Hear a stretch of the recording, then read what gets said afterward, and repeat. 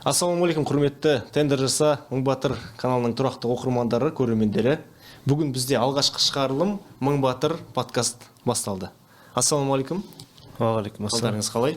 Жақсы. Осы подкаст негізінде бірнеше аптадан бері жоспарлап жүргенбіз негізінде. Бүгін сәтті келді. Иә. Жалпы таныстыра кетейік. Бүгін бізде компания негізін қалаушы, кәсіпкер Азамат Серікұлы. Қош келдіңіз. Қош Және келдіңіз. де Тендер жаса Мың Батыр компаниясының директоры Ернар Ахметқалиұлы. Қош көрдік. Ерекең. Және де Тендер жаса компаниясының продюсері мен Дастан Саянұлы.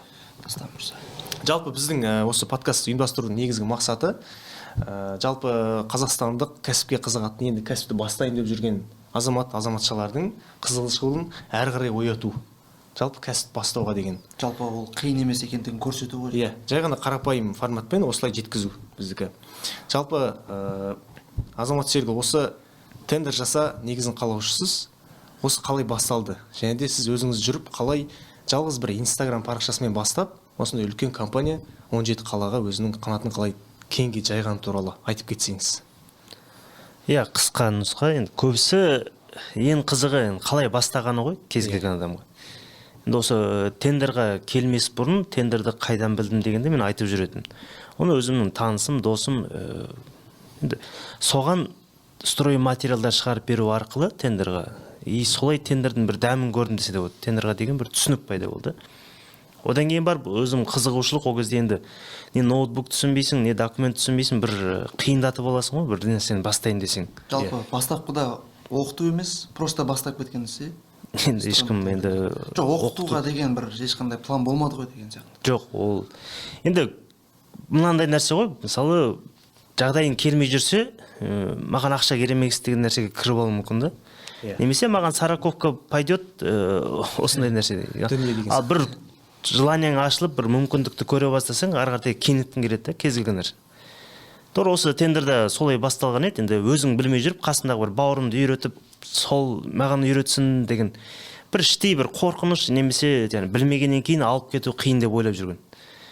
Біз бір жауапкершілікті бірден басымызға тастайса, біз көтере алмай қалатын жағдай бар. Бірақ ақырын шығып көрсең, ар жағында мүмкіндік кеңейе береді.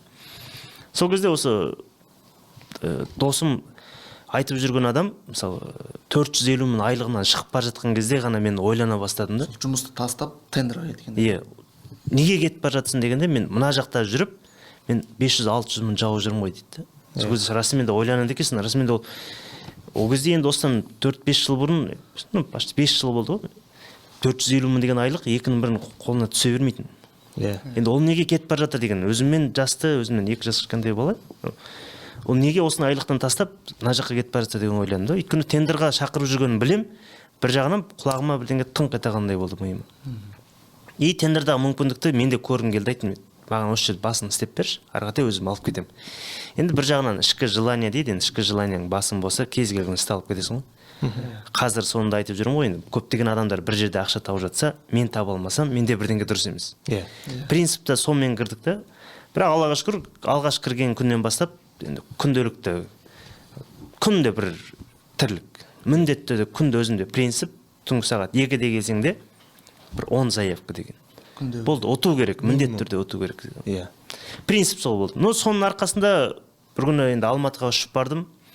Одан кейін қайтар кезде пост шығардым да, келгеннен кейін.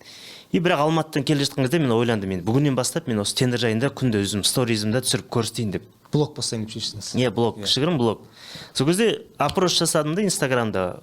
Осылай Инстаграм жайлы түсірем, Инстаграм тендер жайында түсірем.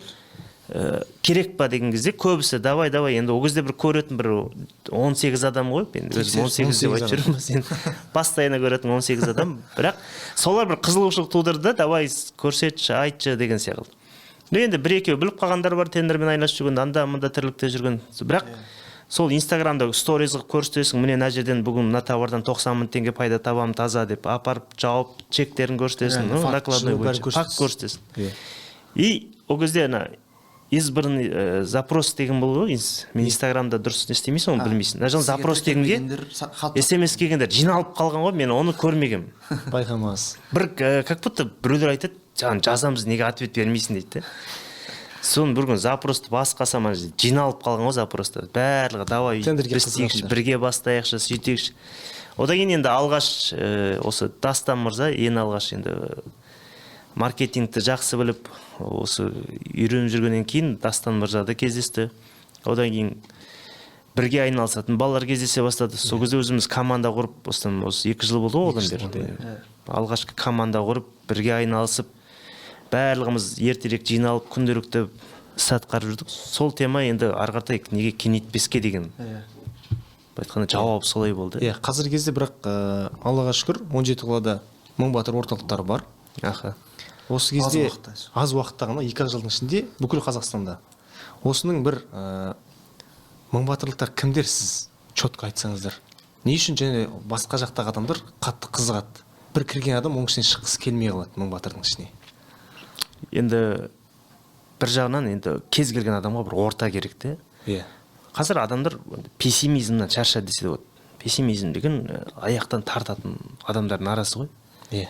Ол өздеріңе де керек емес мысалы да.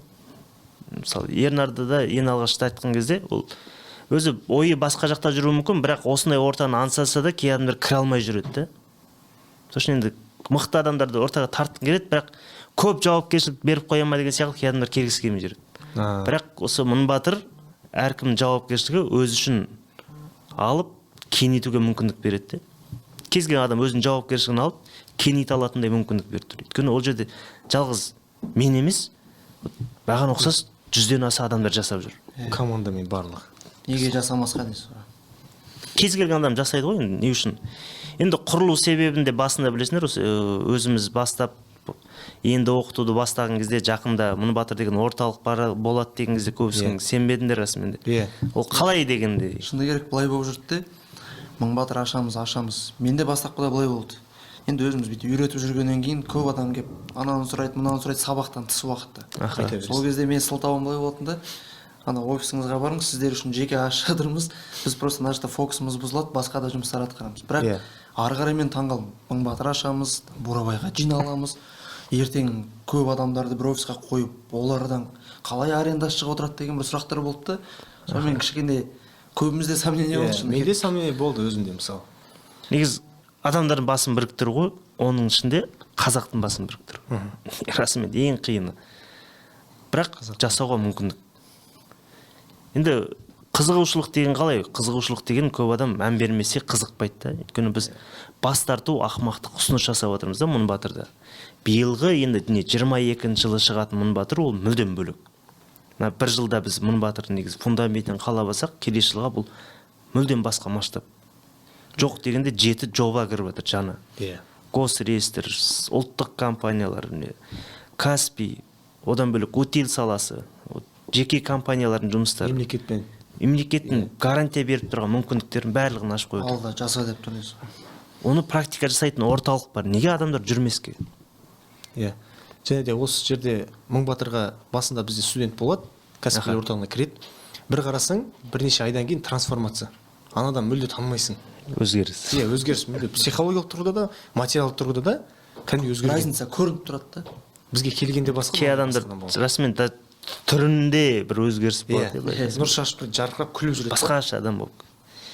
Енді ол жаңағы сияқты ортадан деп ойлаймын мен, шынымен де жаңағы пессимизм адам шаршатып жібереді ғой. Иә. Настроениесі жоқ адам қасында жүргің келмейді ғой. Ернар мысалы бар. Иә, мысалы пессимизм дегенде бір нәрсені жалайнен 5 жыл болып тұрады, ұсынасың, айтасың, бірақ ол болмайтын сияқты. Қоя салшы соны дейді де, одан кейін өзіңдегі іштегі драйвың өшеді, одан қалады соны нәрсе ары қарай. Жоқ, сондай қасында бір өшіре беретін адамдардың қасында жүрсе, адам өзі білінбей, автоматтан өзі пессимист болып кетеді екен де. Привычка болып қалады да, байқамай. Сақтана береді. Әр нәрседен сақтандыратын ортаға түссе, ол қасындағы адамдар емес, өз-өзін сақтандырып жүре береді. И сол нәрсені қасындағы адамдарға да өзі де автоматтан айта бастайды. Сосын өзіңізді айтып жүрдіңіз, үй іштері де бүйтіп. Енді пессимизм тарапына түскен кезде олардікі әдейі емес, просто баласына уайымдаған үшін деп айтып жүрдіңіз, соны толығырақ айтсаңыз. Енді әркімнің ата-анасы енді әдейі емес деген сияқты. Баласынан үлкен үміт күтеді ғой. Бірақ бізде енді садиктің кезінен, мектептің кезінен, университет, армия барлығы бір қанатын шауып өсіреді. Арғатай. Байқап жүр. бір нәрсе істейін десең сразу шаба қояды қалтаңнан, ақырындап қанатың жайын десең шаба қояды. Ол жаңағы секілді байқап жүрден бөлек қыспалап барьерлермен өсіреді де. Бізге бір ар жақтағы мүмкіндік көрсеткісі келмейді, болып жатқан процестің ішінде ғана жүре бер деп үйреткісі келеді. Бәрі істеп жатыр ғой. Толпамен мысалы алдында жүрме деген нәрсені көп айтады ғой бізге. Сөз тиеді. Алдында жүрме, ортада жүр деген. Ортада жүре бер дейді. Неге алды болмасқа деп отырмын. Әркім мысалы алды дегенде немесе сразу алдына кетіп қалу. Сол ортада жүрсе де алдына қаратай ұмтыла беру. Лидер болып. Өйткені кез келген адамда бір лидерлік қабілет бар да, жатыр ол. Мен өзімді айтамын, шынымен 27 жасымда мен как общаться с людьми кітап. 27 жасыңызда. 27 жасында адаммен сөйлесуге деген кітап оқып жүрсің. Оған дейін комплекс айтсаңшы, мектеп кезіндегі шауып тастаған қанаттың. Ол енді жаратылмай қалған енді бізде сәттер көп болды ғой. Бізде енді ауылдан бастап достарың прикол ұстаумен кез келген нәрсені талқылаумен өсіреді де. Қасындағы адам артық қимыл жасатқызбайды. Бірдеңе айтса болды. Бізде сондай болды негізі. Жесткий прикол біздің ауылда мынандай болды. Прикол ұстағанда анадан ауыз аша алмай қалатын. И оны 3 күн прикол қалып аласың да, ана болды 3 күн сөйлей алмай жүреді ғой. Одан кейін қалай шынымен де қарап отырсаң, бүкіл достарыңды өзің қанатын жауып тастағансың да. Иә. Бір-біріңді соя. Енді Мыңбатырдың негізгі тағдырын қазір Ернар мырза жақсы біледі ғой, қалай болып жатқанын. Енді өзің үшін осындай орта не беруші еді саған, не өзгертіп еді? Негізі ең бірінші мен мүмкіндік жайлы тоқтала кеткім келіп тұр да. Барлығымыз күнделікті әрбір сәтіміз мүмкіндік қой. Мысалы, бұл тендер асаға менің келген какой-то бір таң сағат 6-да тұрғанның арқасында, осылай единомышленниктермен біріккеннің арқасында осындай жауапкершілік алып үлкен деңгейге шығардық та. Ол мысалы мынандай болды. Досым бар, есімі Нұрболат, өзімізде де жұмыс жасайды ғой. Нұрболат мырза бір тренингқа барған. Сол тренингқа прям мотивацияға тойып келген андай 50-100 адам дейді. Мен ондай ортаға мүлде барып көрмегенмін. Кешкісін Дәулет мырза үшеуміз бір жерде тамақ ішіп отырмыз, айтады, анда барайық, брат. Ертең барайықшы дейді. Бірақ таңғы 6-да тұру керексің дейді. Мен айттым, келісім келмей тұрды да, бір жібермей тұрды бір нәрсе. Бірақ көңіліне қарадым да, жарайды бара салайыншы. Сонымен бардым. Сөйтсем бір үлкен тренинг, анда комплекс жеңіп тастаған секіріп аға қой билеп жатыр, бір жәнегі маркетинг жағын үйретіп жатыр. Бірақ менде непоняткадан жерде. Қарайды, 100 000 теңге төлеу керексің де курсқа. Мен даже пробныйға келдім деп те көпшіліктің алдында айта алмадым. Ақша төлей қойын десем, как бы мен үшін пробный болып тұрды. Ал сонымен енді не істейсің? Ойланасың төлейтін кезде. Сол кезде Азеке өзіңізге хабарласқан болатынмын. Оған дейін енді 4 реттей жолықтық. Ол кезде басқа бір жұмыстарда тағы бір көмектесіп қалатын кездерде жолығып жүрдік те, бірақ сіз осы идеяны түсініп жүрдіңіз. Бірақ изначально түсінген жоқпын да. Қандай болады? Программист балалар жина, айтишник балалар жина десті. Мен ойладым, ондай балалар жинап бір нәрсе істегелі жатыр ма деген сияқты. Ол жаңағы енді өзім тендермен айналысып жүргенде ең алғаш енді осыны ойға келіп жүрген кез ғой, жасайық деген. Иә. Сол кезде біріктік, одан кейін екінші жаңа сен уже звонок жасаған кезде. Звонок жасаған кезге тоқталайсың, ол өте қызық кезде. Сіз сөйтіп айттыңыз, мен кішкене қашқалақтап жүрдім дейді. Өйткені андай балалар таппағаннан кейін телефон звонокты көтергім келмейді. Конечно, өзің университетте оқып жүрсең, үлкен жауапкершілік мойныңа іліп тастайды деп ойлап тұрсың. Еще сен ойлап отырсың, қағазы мен анам таба алмай жатырмын, звондап жатыр Азеке. Телефонды алмайсың, өшіріп тастайсың. Ал ана моментте мен жаңа тренингқа барып дедім ғой. Осы кезде уже звондау керексің де. Өйткені ол жерде Азекеңде бір опыт болып та сондай жерде. И менен сұрауым керек қой, стоит не стоит сол жерде қалуға. Егер стоит десе, қарызға ақша беру.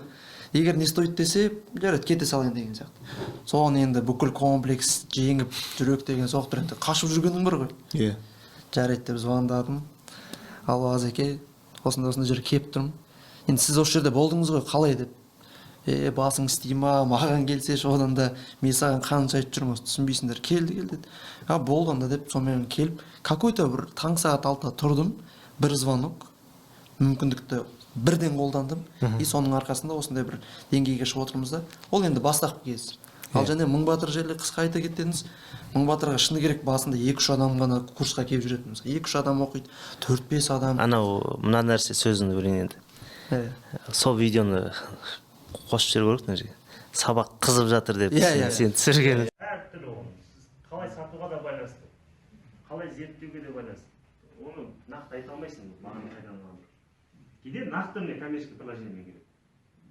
Ол кезде мысалы менен сұрайды. сол кезде инстаграмға өзі екі ақ адам отыр, біреу әйелі мен күйеуі, біреу бөлек. Екеуі ғана. Сабақ қызып жатыр деп еще ерлер терезеден бастап былай анадан да мендегі беріліп бағым ана кісілерге түсіндіреді. бір парта, иә. Бірақ сол темп шынымен де екі адам ба қарамау деп мен айтатынмын, сол темп мысалы 90 адам болғанда да сол залда. Тура сол офистағы, бірақ басқа зал. Бірақ сол темптен 100 есе артпаса кем болған жоқ. Өйткені бізде андай ғой, кішкентай болса не от души да. Анандай болғаннан кейін ғана мен кірсем деген сияқты. Немесе ақша тауып алғаннан кейін барып істеймін деген ол.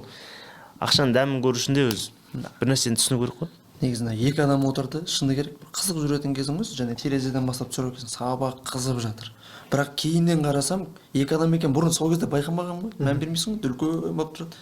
Бірақ сол кезде берілген темппен кейін бір видео салдым, ол жерде 90 адам ба, 100 адамның алдында, уже емін-еркін ұстап қойды. Бірақ сол кезден бастап берілмегенде мүмкін бұл нәтиже болмайтын бе? Әрине болмайды. Мысалы, әрбір сәтте. Енді бірден нәтижені күту, енді мен өзім енді ешкімді біз шақырмаймыз ғой, бірден байып кетті. Мыңбатыр орталығында ол бірден байып кетті деген жол емес. Ақырын мүмкіндік жүйелеу. Өйткені айына миллион тауып, қазір ешкім жағдай жасап қоймайды бірден. Ақырын соны ыңғайлап алса, ол стабильно келіп тұрса, әйтеу тамырларын жан-жаққа жая бастайды. Солай ғой. Өйткені қазір стабильностьті біз 100 мың, 150 мың, 200 мың стабильностьті жақсы деп үйреніп қойғанбыз. Негізі миллион стабилистің өзі аз ғой, айланып келген. Ол болашақта міндетті түрде өсетін болу керек. Өткенде өзіңіз алған сұхбатта Балқадиша ханыммен стабильность ұнай ма дегенде, енді өзім көңілімнен шығатын ұсынма болса оны айт деп, қанша көңіл ашты. Енді айына 10 миллион стабильно түсіп тұрса оны айт. Енді ондай стабильно. Дастан саған ұнай ма 10 миллион? Кімге ұнамайды 10 миллион? 10 миллион стабильно. Енді Балқадиша енді тауып үйреніп қалды ғой қазір. Оған мысалы енді 600-700 мың оның айлық шығыны. Мысалы, енді ол одан төмен түсе алмайды. Мыңбатырдың мүшесі Балқадиша ханым. Күні расымен көп адамдарға мысалы бір шығын шығарып үйрену болса, одан түсе алмайды ол. Енді одан аз табу уже мүмкін емес қой, оған керек емес. Сол үшін стабильность дегенде ол солай қойып отыр да, үлкен сум. Өйткені 10 миллион шынымен де қазір енді жақсы өмір сүруге үйрететін шығар. Үйретеді. Сосын мәселе ақша қуу емес қой, ақшаны жүйелесең көп нәрсеге көмектесуге болады.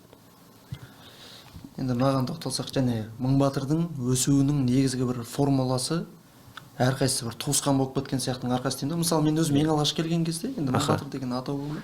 Ақырын бастап келе жатқан кезде, енді бір нәрсе сұрайын десең, іште комплекс бар да, бір кабинетте отырсың. Басында келгенде. Басында алғаш келгенде, басында өздерің жүрдіңдер. Келемді отырамын, Азаке де ештеңе айтпайды. Кел деп айтты, бірақ отырмын да жерде. Сол кезде бүйтіп, саған қарап тұратын адам іздейсің де бүйтіп. Бір нәрсе айтайын екен, тапсырып жіберем екен. Дастан сенен кейін Ернар. Тастаннан кейін мен келдім. Тастан оған дейін жүрді. Сол кезде бәрі бір нәрсемен занят. Сіз тоже бір нәрсе үйретіп жатсыз. Сұрай қойын десең, бір адамдар іздейсің ғой. Соған айналып келіп Тастанға бүйтіп көмектесіп дайындар екен де. Дәке дедім, маған етсіп алу керек, ip ашу керек. Соңға бар деді, ең алғаш соңға барып жүрген кезде. Соңға бардым, етсіппін, жарайды, без проблем, удостоверение бердім, алып алдым. Ипін ашатын кезде тағы бір проблема да. Ана жерін сонан өзің ашу керек екенсің. Ол кезде қатты бір қабілет жоқ қой, құжатқа деген. Тағы да Дастанға хабарласасың. Ал Мыңбатырдың бір өсудің дәрежесі әрбір келген адамға ішінде комплекспен келсе де ол сұрасын деп емес, керісінше өзі күтіп алып тұрады да. Осының арқасында дамып жатыр. Туысқан сияқты. Енді бір көрген біліс, екі көрген туыс, таныс, үш көрген туыс дейді қазақта. Соны біз практикада жасаудамыз да. Бірлік болмайды, тірлік болмайды дейді. Соны да Мыңбатыр практикада жасауда. Кәдімгідей қазақтың мақалын біз практикада жасап көрсетудеміз ғой. Өйткені рас ол бірлік жоқ жерде тірлік жоқ дейді. Қазір мысалы не үшін біз айтамыз? 70 адам 10 сұрақтың жауабын білгенде 700 сұрақтың жауабы бір жерден шешім тауып тұр.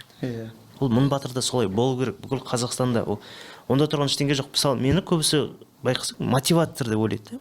Ол жоғалып кеткен сөздер деп мен айтқым келеді. Ол шынымен де ол айту керек. Әркім қасындағы адамдарға солай жігерлендіріп жүргізе алу керек. Барлығы мотиватор дейсіз ғой айналасына. Конечно, ол үй ішінде бір адам сөйтіп шығу керек та. Өйткені барлығы басылып қалса, ол семьядан ештеңе шықпайды. Мысалы андай да, бәрі бүйтіп Мыңбатырға келіп бәрі бүйтіп отырып өз жұмысымен отыратын болса, онда типа бір адам нәтиже шығармай қалды делік. Мысалы, одан кейін сұрасаң айтады, ол бізден ештеңе сұраған жоқ, ол ондай не істеген жоқ деп отыратын болса, онда әрине даму болмай қалады. Бұл жерде сұрамай жатып ішіне кіріп түсініп қояды да қандай сұрақ қойғалы жатқанын күтіп алып деген сияқты. Пысық деген негізі адам жоқ қой. Шабыттанатын адам бар, или шабыттанбайтын. Иә. Менде жатқан мен шын. Менде 3-4 жыл плотно жатқан мен. Диван түбін түсіріп жатқан мен. Жата берсе адамға ұнайды ол.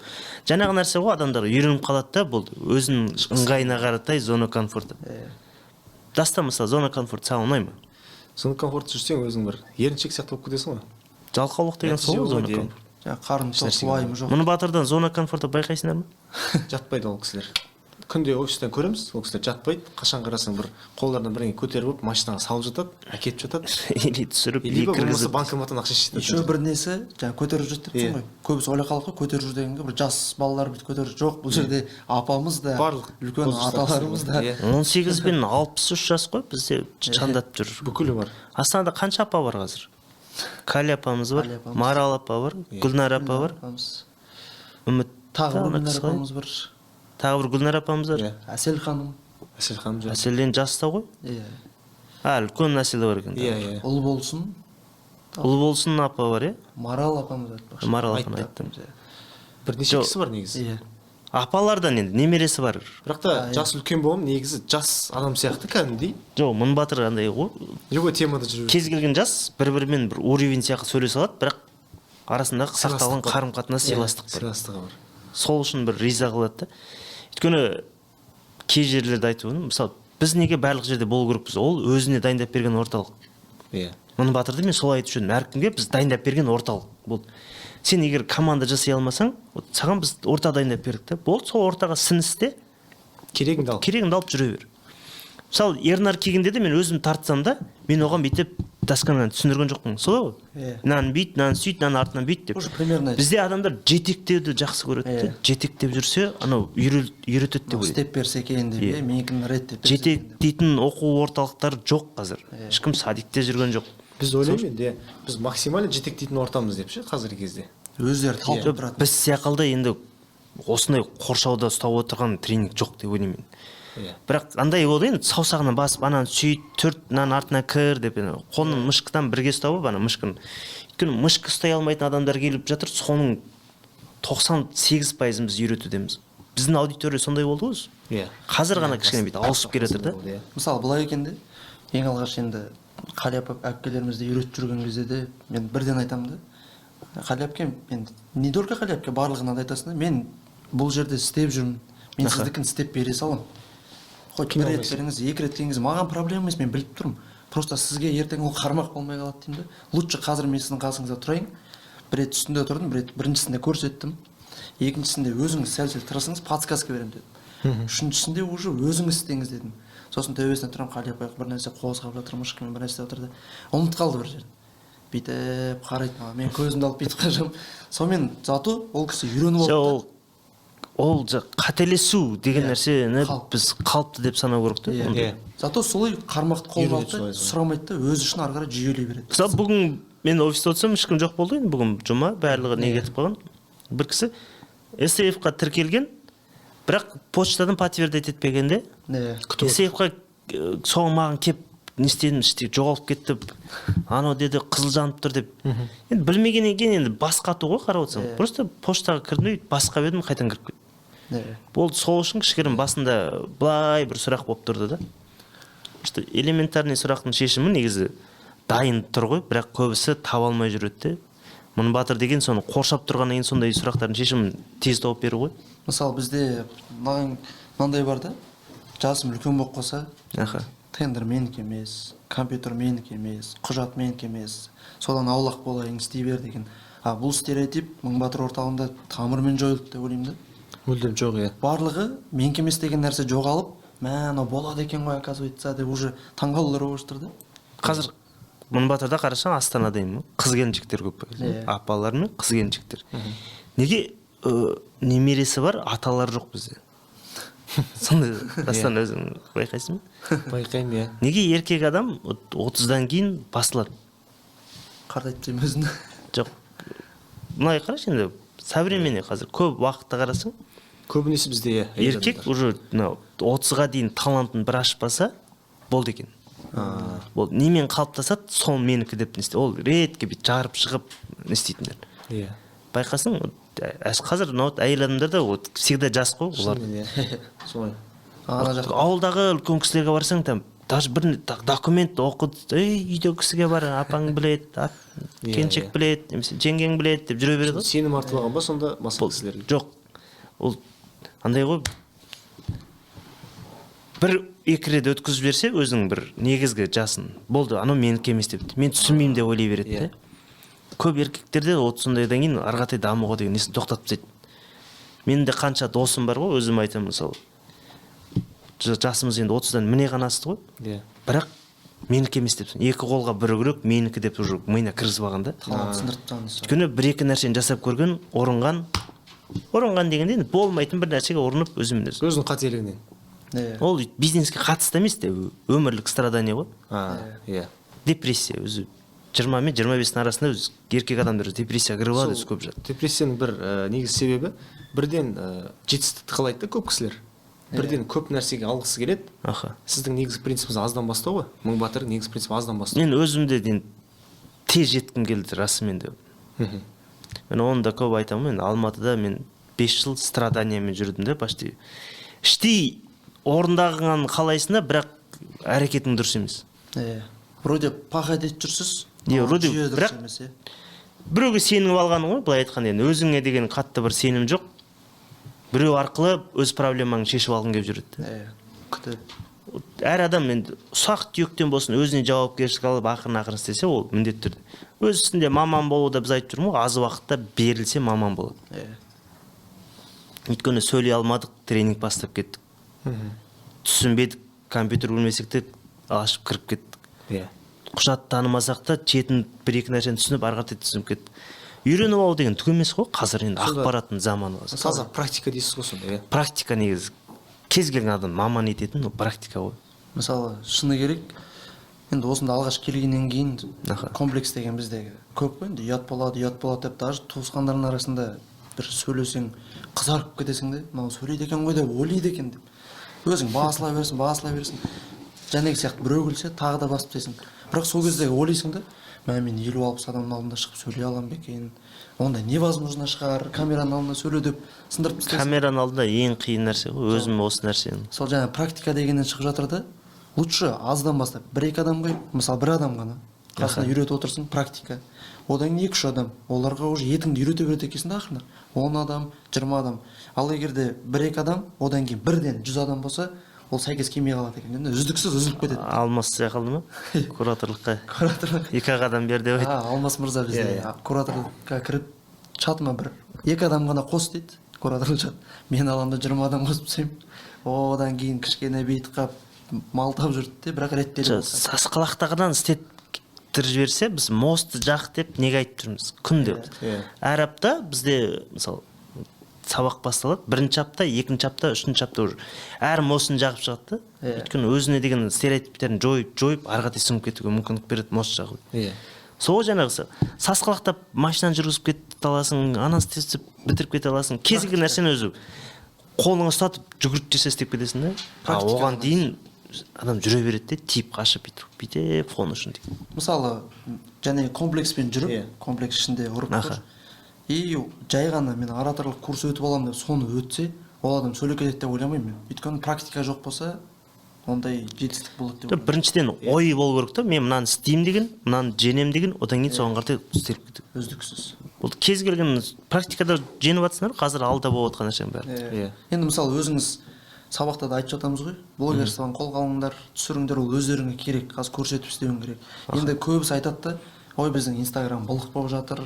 Инстаграм бізде подписчик азақ, және өзіңіз айтып отырсыз 18 подписчиктен түсіре бердім деген сияқты. Осы нәрсені каждый сіңірсе, міндетті түрде болады деймін да. Біз енді Мыңбатырда осы нәрсені ашқымыз келеді де, әр қазақ ашылып емін-еркін жүре алатындай.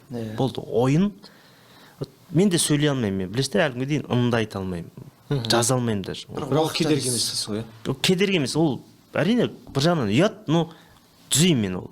Грамматика мен үшін алғашқы қателіктер емес. Одан да басқа қателіктер бар, әлі жену керек. Шынымен де өмірде болмай жүрген қателік, реальный қателік.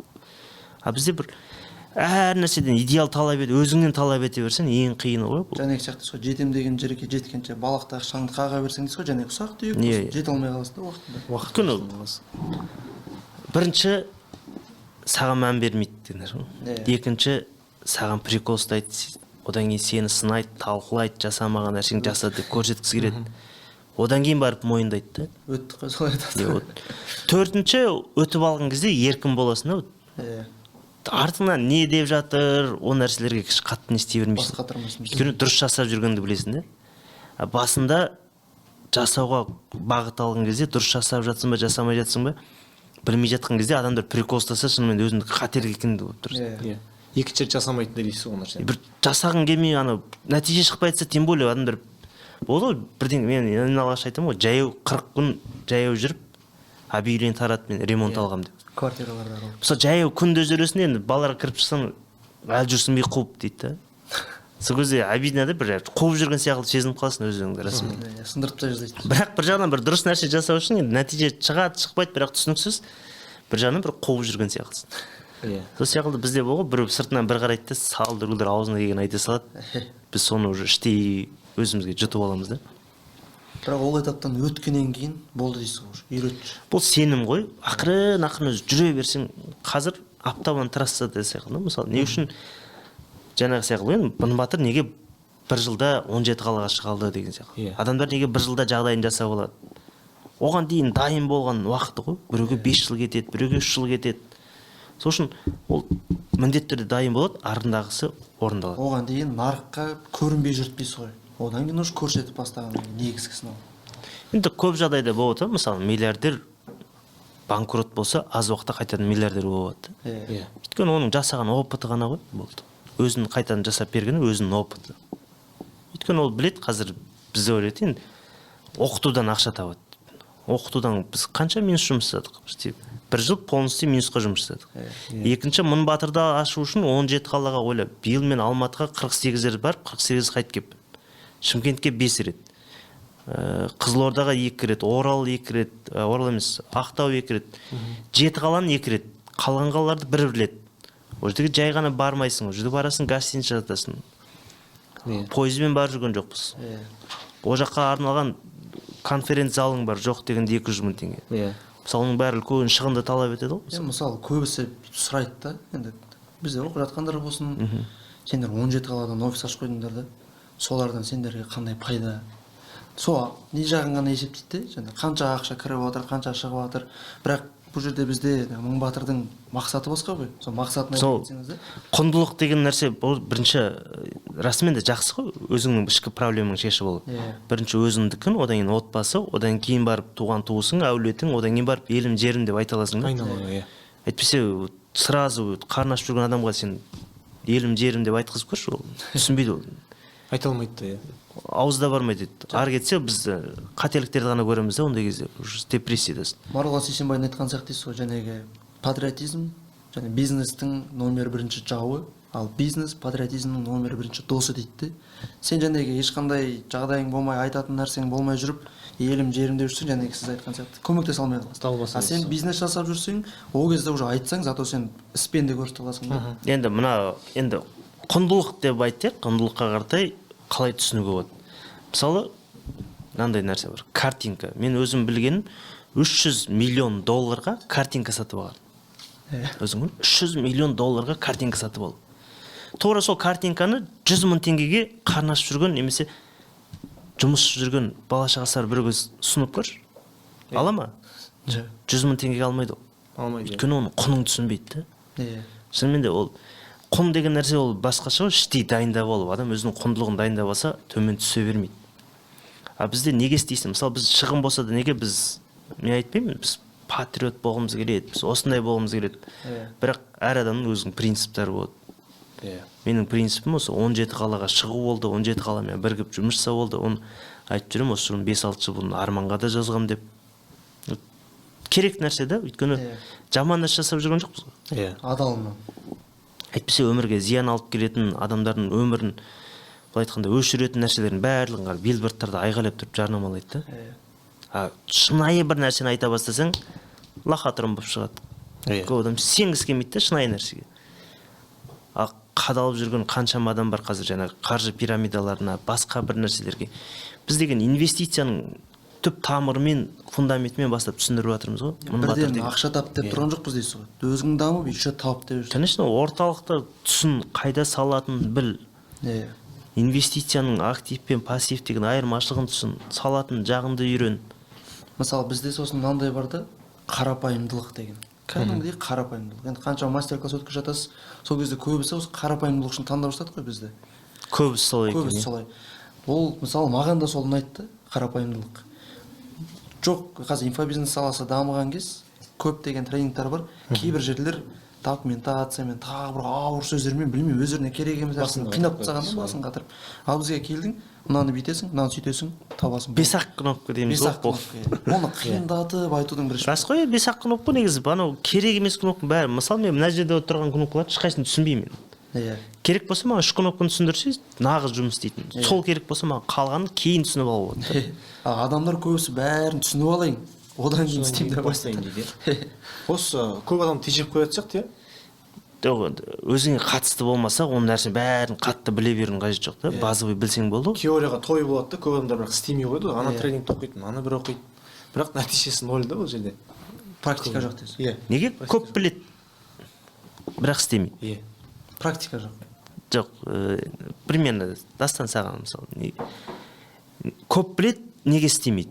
Сұрақ. Өйткені қорқатын шығар. Қателескісі келмейді. Иә, қателескісі келмейді. Мысалы мектептегі сияқты. Мынаны біліп алады, мынаны істесем мынандай болып қалады, мынаны істесем мынандай болып қалады. Қателіктердің бәрін біліп алған. Иә, біліп алған барлығын. Тек қана жасайтын емес, қателігіне дейін біліп алған да. Иә. Қателескеннен кейін қандай наказание алатынын да біледі. Барлығын біліп тұр. Қозғалғысы келмейді бірақ та. Бірақ білім жетеді. Иә. Білім жетеді. Мысалы мектептегі сияқты ғой. 5-ке оқып жүресің де, мұғалімнен сөз естімеуім керек, сөз естім бәрін идеально істеуім керек, бәрін идеально. Егер қазір не то істей қойсам, мен бағам нашар болады. Еще ұрысы естеймін, үйге барамын тағы хайбай деген сияқты. Көргің келмейді, біліп тұрған нәрсе. Слишком қателескің келмейді. Иә, слишком қателескің. Содан кейін де шығар, 3-пен оқитындар көбінесе жетістікке жетіп кететін да. Мышлениясы басқандай дейсіз олардың кішкене. Енді байқайсың ба, бүкіл әлемдік бизнесмендердің көбісі кішкене чокнутый болады да.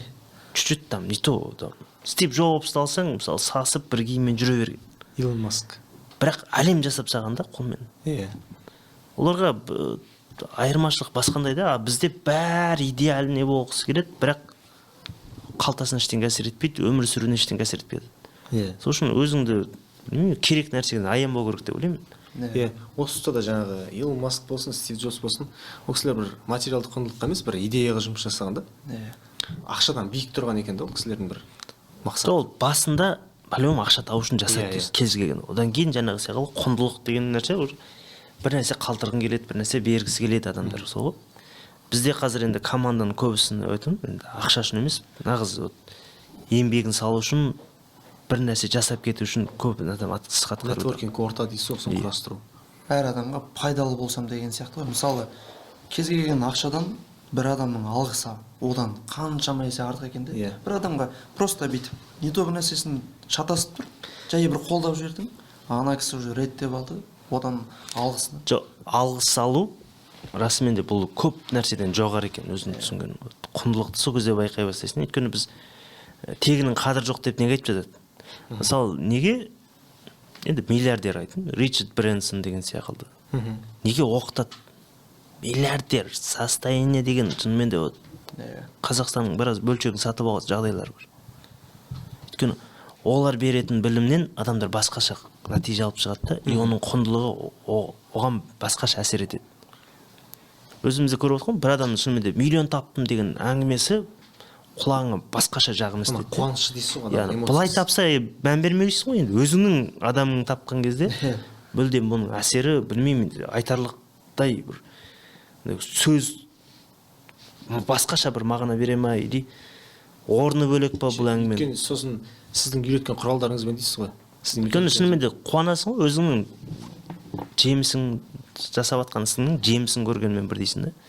Біз қызмет саласында болғаннан кейін біз соған әрекет етеміз сол үшін. Мысалы, шыны керек, университетте оқып жүрдім осы Астана қаласында аграркада. По профессии, мысалы, өзім қаламайтын профессия, грант үшін түскенім бар, көбісі сөйтеді ғой енді нарықта. Сонымен примерно ойладым, мен қазір универ бітірем, бір заводқа жұмысқа кіруім керек, оның үшін ыңғайлауым керек. Мамандығың несі негізі? Мамандығым негізі инженер ғой.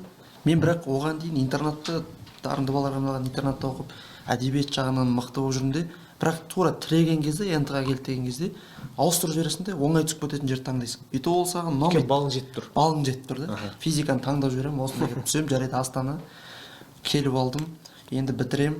Дым істемей жүресің, бірақ оқып жүрмін ғой дейсің де өзіңді баса бересің, жұбатып жаңа зона комфорта ғой. Бірақ қозғалғың келмейді. Қозғалғың келмейді. Сол кезде мен ойлайтынмын, қазір бір заводқа кірсем, максимум бір 300 мың көтеріп алсам рахат еді деп, короче, өстіп ойлайсың да. Патология 300 нормально. Ай сайын маған салып отырамын, үй аламын деген сияқты. Бірақ бұл ортаға келдім, бәрі тендермен айналысып жүр, енді Астана өздеріңде күрек жауып жүрдіңдер, маркерный доска, сіз еще ветоштар КамАЗ-мен жіберіп жаттыңыз, кафель жіберіп жаттыңыз, бәрі айналаңда миллион, 2 миллион темасын айтып жүр. Сол ойлайсың да, өзің жетпесең де, явно келесі де жетем дейсің. Уже сенімділік іште, қасыңда жүрген адамдар. Айналаңда адамдар береді сенімді. Сол Мыңбатырдағы құндылық. Сосын мына нәрсе. Енді мынандай ғой көбісі. Менікі емес істеу және жол ортадан тастау, соның негізгі сыры, примерно ойыңмен тастан, Ернар қалай айтасың? Менікі емес дегенде Немесе болды ғой енді, шынымен де жарты жолдан тастап кетіп жататын адам көп қазір. Аяғына дейін апаратын 10% болса, жарты жолдан тастайтындар 90%. болды ғой. Мысалы бізде де болды. Мен оны былай да ойлаймын да. Ең бірінші менікі емес дегенге тоқталып кетейін. Менікі емес деген, мен жаңа универде жүрген кезде, енді айттым, физика мамандығына түстім, бірақ хабарым жоқ. Аха. Вышматтан, математикадан 3-ке ұшып қалғанда стипендияны ұшып кетемін. Үйге барып айтамын, енді ата-анаң бір үміт күтіп жүреді, ренжиді ғой. Сен неге кішкене миыңды қозғасаң істеуге болады ғой. Сол кезде мен математика менікі емес деп айтып жүрдім де, қаншама ренжіп қалған кездерім де болды. Соны бір күні сабақта отырдым да, неге миыммен қозғап көрмеске, действительно ана формула ғой деймін да. Сөйтіп жай тырысып істеп көріп едім, анау қызықты болып кетті. Ары қарай қуып барып қарап жатырмын, есепті шығарып жатырмын, бір уақытта уже маған ұнап қалды анау. Группаластар Ернар Шарпеш дейді, заказ жинап алдым. Ол кезде каждый день 2 теңге 3 теңге деп үйде түні бойы істеп, сонымен әкеліп сол кезде барып айттым да, действительно менікі емес деген, ол просто істеп көрмегеннен кейін өзіміз басымызға картина қалыптастырып алады екенбіз. Бірінші осы менде мәселе. Тендерда менікі емес деген негізінде. Иә, басында ол істей алмағандықтан. Иә, жоқ, істемеген емес ол. Естіген кезде как будто бір сенікі емес қалып. Сөйтіп тұрады, иә. Бірақ практикаға дейін. Иә, бір дәм көргенге дейін ғой. Сосын басқалардың көпшіліктің сөзі бар.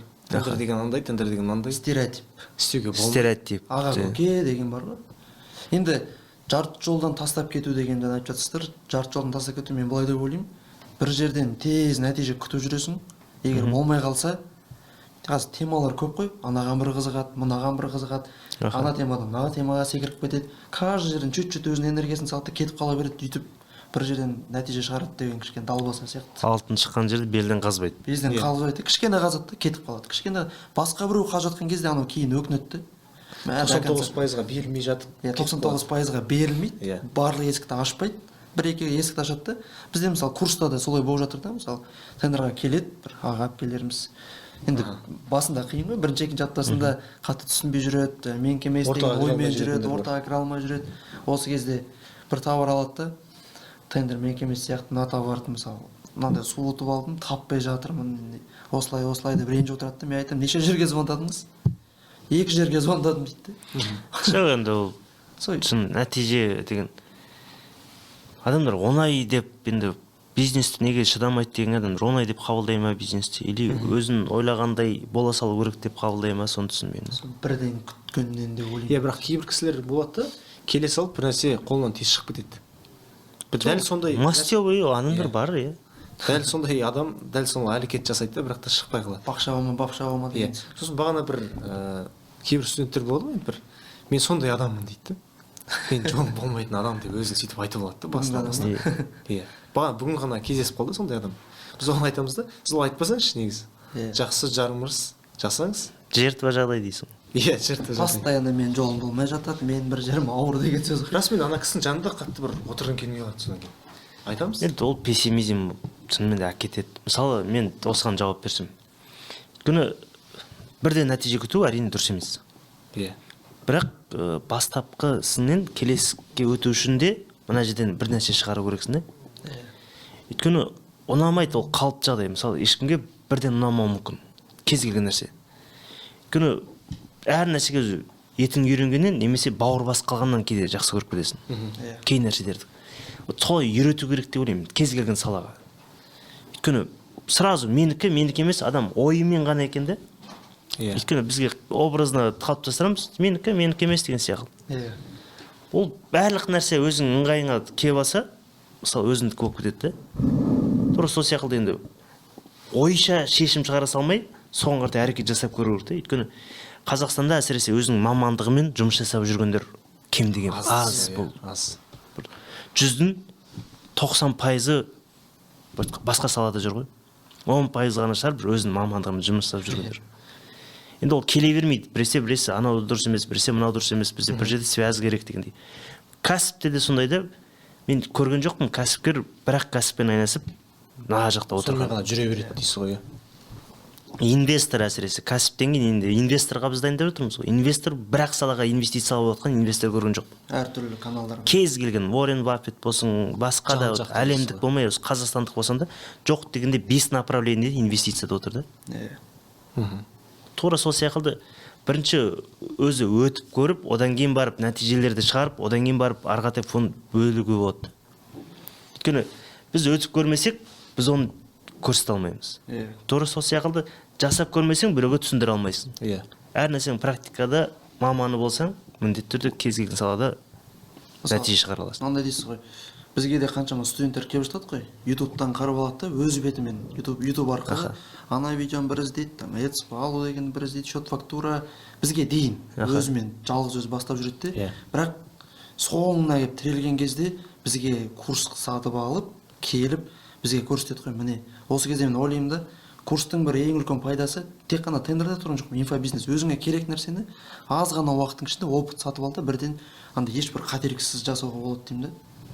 Сол үшін де ғой тренинг дамуды. Өйткені маған да осы күнге дейін 20 миллионға жуық ақша салдым деп айтам. Аллаға шүкір, енді плюс-минус 20 миллионға жақындап қалдық. Ай сайын алатын бар, жылдық алатын бар. Курстарға. Но оның барлығы міндетті түрде сен миыңа салып жатқан инвестиция болғаннан кейін, сол практикада жұмыс жасап жатсаң, сен білесің да жауаптарын. Мысалы, барлығын бірден білу мүмкін емес, бірақ қалай жасалынатынын білесің кей нәрсені. Соған лайықты маманмен жұмыс жасай аласың. Өйткені түсіну деген сол ғой, міндетті түрде. Одан кейін бар делегирование. Өйткені жарты жолдан тастайтындар енді көп жағдайда адамдар тез берілуді қалыпты деп санайды. Мысалы, әртүрлі саламен айналысып жүрген адамдар көп байқаймын. Оны көбінесе біздің тілмен педиатр ма ғой? Барлығын емдей береді. Барлығын емдейтіндер, педиатр да. Үйді аралайды, аяқ қолды тыңдайды, қарайды, көреді, көзді қарайды. Барлық нәрсені істейді да, аяқ қолға маза бермей жұмыс жасайды, бірақ алатын айлығы 150-ден аспайды. Тура сондай нейрохирург деген бар мысалы. Бір салада басты ғана қарайды, басты ғана емдейді, алатын айлығы 1,5 миллион. Және былай табатын одан да есе жоғары. Құны жоғары дейсіз. Құны жоғары. Өйткені сол саланың маманы да кеңейтіп алған. Сол салада ол врачта болады, сол салада ол орталықта ашылады, сол салада ол кез келген нәрсені істеп бере алады. Мысалы, осыған толтыра кеткім келіп тұр. Тендермен алғаш айналып бастаған кезде өздеріңізге келіп. Сол кезде енді ақша керек болып қалды ғой бір моменттерде. Бізде негізі қатты бір ақша кетіргенімізден онымен де бастап болады. Жақсы бір сөйлесе берсең, даже базарға барып, удостоверениесін қалдырып келіп тауар алып кетіп жатқандар болды, оборотын өсіріп. Қарыз қалып болсын. Көбісі айтады да, бірінші ақша керек деп қатыспай жатып айтады. Мен келдім, біраз тауарлар ұтып тастадым. Осы кезде және мен өзім маман екенімді пока көрсеткен жоқпын. Ағаларымнан, тағы біреулерден қарызға ақша сұрайсың. Мен өйткені ешқандай опытын көрсеткен жоқпын. Ақша сұрап тұрмын, ол маған бере ме? Әлбетте бермейді. Ол кісі айтады, қадап тастауым мүмкін дейді. Өйткені мен көріп тұрған жоқ маман екенімді. Конечно, одан кейін мен уже Инстаграмға түсіріп, мына жаққа мынандай товар кетіп жатыр, ана жаққа мынандай товар кетіп жатыр деген кезде, керісінше инвесторлар, ағаларым жаңағы өздері шықты да маған. Сен істеп жүрсің, көріп жүрміз. Давай саған салайық миллион. Қанша шығарып болады дейміз? Қанша шығарып қайтарып бере аласың деген. Осы кезде жаңағы сайттың нейрохирург деген сол сияқты бір салада көрсете алдық. Мүмкінді өзі келіп алды. Маман болу қиын емес қой қазір кез келген салада. Қазір күнделікті әртүрлі мамандықтар шығуда. Қазір қара, болашақта мен ана жылы Синерге осыдан 3 жыл бұрын ба, Синерге Глобалдың тренингінде болғанда 30-ға жуық осы қазір біздің современный мамандықтар бар ғой, жоғалып кететін мамандықтарды айтып берді. Оның ішінде врачтарға дейін бар. Полиция қызметкері, менеджерлер, шынымен де алдағы 10 жылда бұлар жоғалады деп. робот болады дейсіз ғой. Роботизация. Оның орнына бірақ одан бөлек тағы 40-50-ге жуық жаңа мамандықтар шығады. Жаңа мамандықтар деген осындай ғой, жаңағы секілді маркетинг, тағы нәрсе, цифрландыру, система. Бұл баспен жұмыс істеуге көп әсер етеді де. Оған бірден қалыптасу үшін осындай нәрселерді өту керексің, тренингтерден, анадан, мынадан. Аздан бастап дейсіз ғой, басынан. Түсіну керексің. Қазір мен ноутбук білмесем, мен өмір бақи ноутбук білмей кетуім мүмкін ғой. Қозғалмасам. Қазір мен мысалы ноутбук жақсы білемін. Ол керек кезде үйрендік те, ешкім тендерға керек кезде. Сол сияқты заманауи білімге де үйрену үшін өз-өзіңді қыспалау керексің де. Сосын бір сұрақ қоя кеткім келіп отыр. Көпшілікте осы қойылатын сұрақ өзімді өмірден қалай тапсам болады деген сұрақ көбісін мазалайды ғой. Осыған қалай жауап бересіздер, Дастан мырза? Дастан бірінші жауап берсін. Енді өзімді табу дейсіз ба? Өзің сүйікті мамандығы немесе өзің нишасы или енді басында өмірлік миссиясы. Кәсіпкер кезде ниша таңдайды ғой барлығы да. Мен не істесем болады деп. Сонда негізгісі өзіңе ұнайтыны және айналаңнан сұрайды да. Мен нені істей аламын? Мен нені жақсы істей аламын? Мен не қолымнан жақсы келеді дейді. Өмірді табу дегенде бір саланы бастап көріп, сонымен жаңағыдай бастап, дөлден ақырын көру керек сияқты. Өзіңнің ішіңе жақсы не келеді? Мен өйткені осылай бастағам. Мен жақсы не істей аламын? Примерно осы маған келеді ау деп бастадым. Соның ол бірақ маған келмеді. Мен ақырын бір ауыстырдым. Бірақ мүлдем басқа салаға кетіп қалған жоқпын, осы салада. Маркетинг саласында жүрдім. Ақырын келіп, осы өз саланы таптым. Осы маған ұнайды қазір. Осы драйв, мотивация болды. Мотивация. Бар, әрине басында ақша керек барлығына. Одан кейін бастап, осы салада өзіңнің бір басқа бір қырыңмен танылу, өзіңнің басқа бір өзіңнің бір фундаментін қалыптастыру. Жалпы тамшы сияқты төгіле беру керек дейсіз ғой. Тамшы сияқты бір жерге ұрып. Тамшы тас деседі. Сен өз салаңда ақша қаншамадан тауып отқанын көрсең, сен маман болсаң неге таба алмасқа? Егер сол сала өзің егер ұнап тұрса, фундамент қайта білсең, осы салада маман боламын деп сезсең, міндетті түрде маман боласың. Ал сіз өзіңізді табу үшін қаншама кәсіптен өттіңіз? Қандай жолдар қолдандыңыз? Енді біз қазір шынымен де осы жылдық стратегиясын құруды да, адамдарға өмірлік миссиясын анықтауға да бүкіл нәрсені осы Мыңбатыр орталығында жасап қойдық. Қаншама адам айқын бағытын көре алады да. Бір тұманнан аптабан трассаға шыққанға дейін болады. Ол нәрсені жалғыз өту ең қиыны ғой. Шынымен де сен білмейсің да қайда бара жатқан. Процесс нәтиже шыға ма, шықпай ма сол. Менде мысалы ең алғаш кәсіпке кіргенде де болады. 40 күн жаяу жүрдім деп айтатынмын сол. 40 күн жаяу жүріп келе жатсың, бірақ объявление таратып келе жатсың да. Бірақ звонок бола ма, болмай ма білмейсің. Өзің ойлашы, жұмбақ. Болмай кетуі мүмкін ғой ол. Бірақ 40 күн дегенде енді 40 күнде енді образда айтасың, бірақ 1,5 ай дегенде бір звонок түсті. Сол бір звоноктың артынан ремонт. Ол түспей кетсе не болушы еді? Түспей кетсе талант сынып қалады. Бірақ сенім ғана да бір шығатын сияқты. Олай ешкім жүре бере алмайды. Адамдарға 1,5 ай ешқандай нәтижесіз жүру. Нәтижесіз күніне 15-20-25 километр жаяу жүріп таратасың. Осы Астана ғой, левый берегті аралап тастайсың, Евразияны аралап тастайсың. Кіріп тастап кетесіз.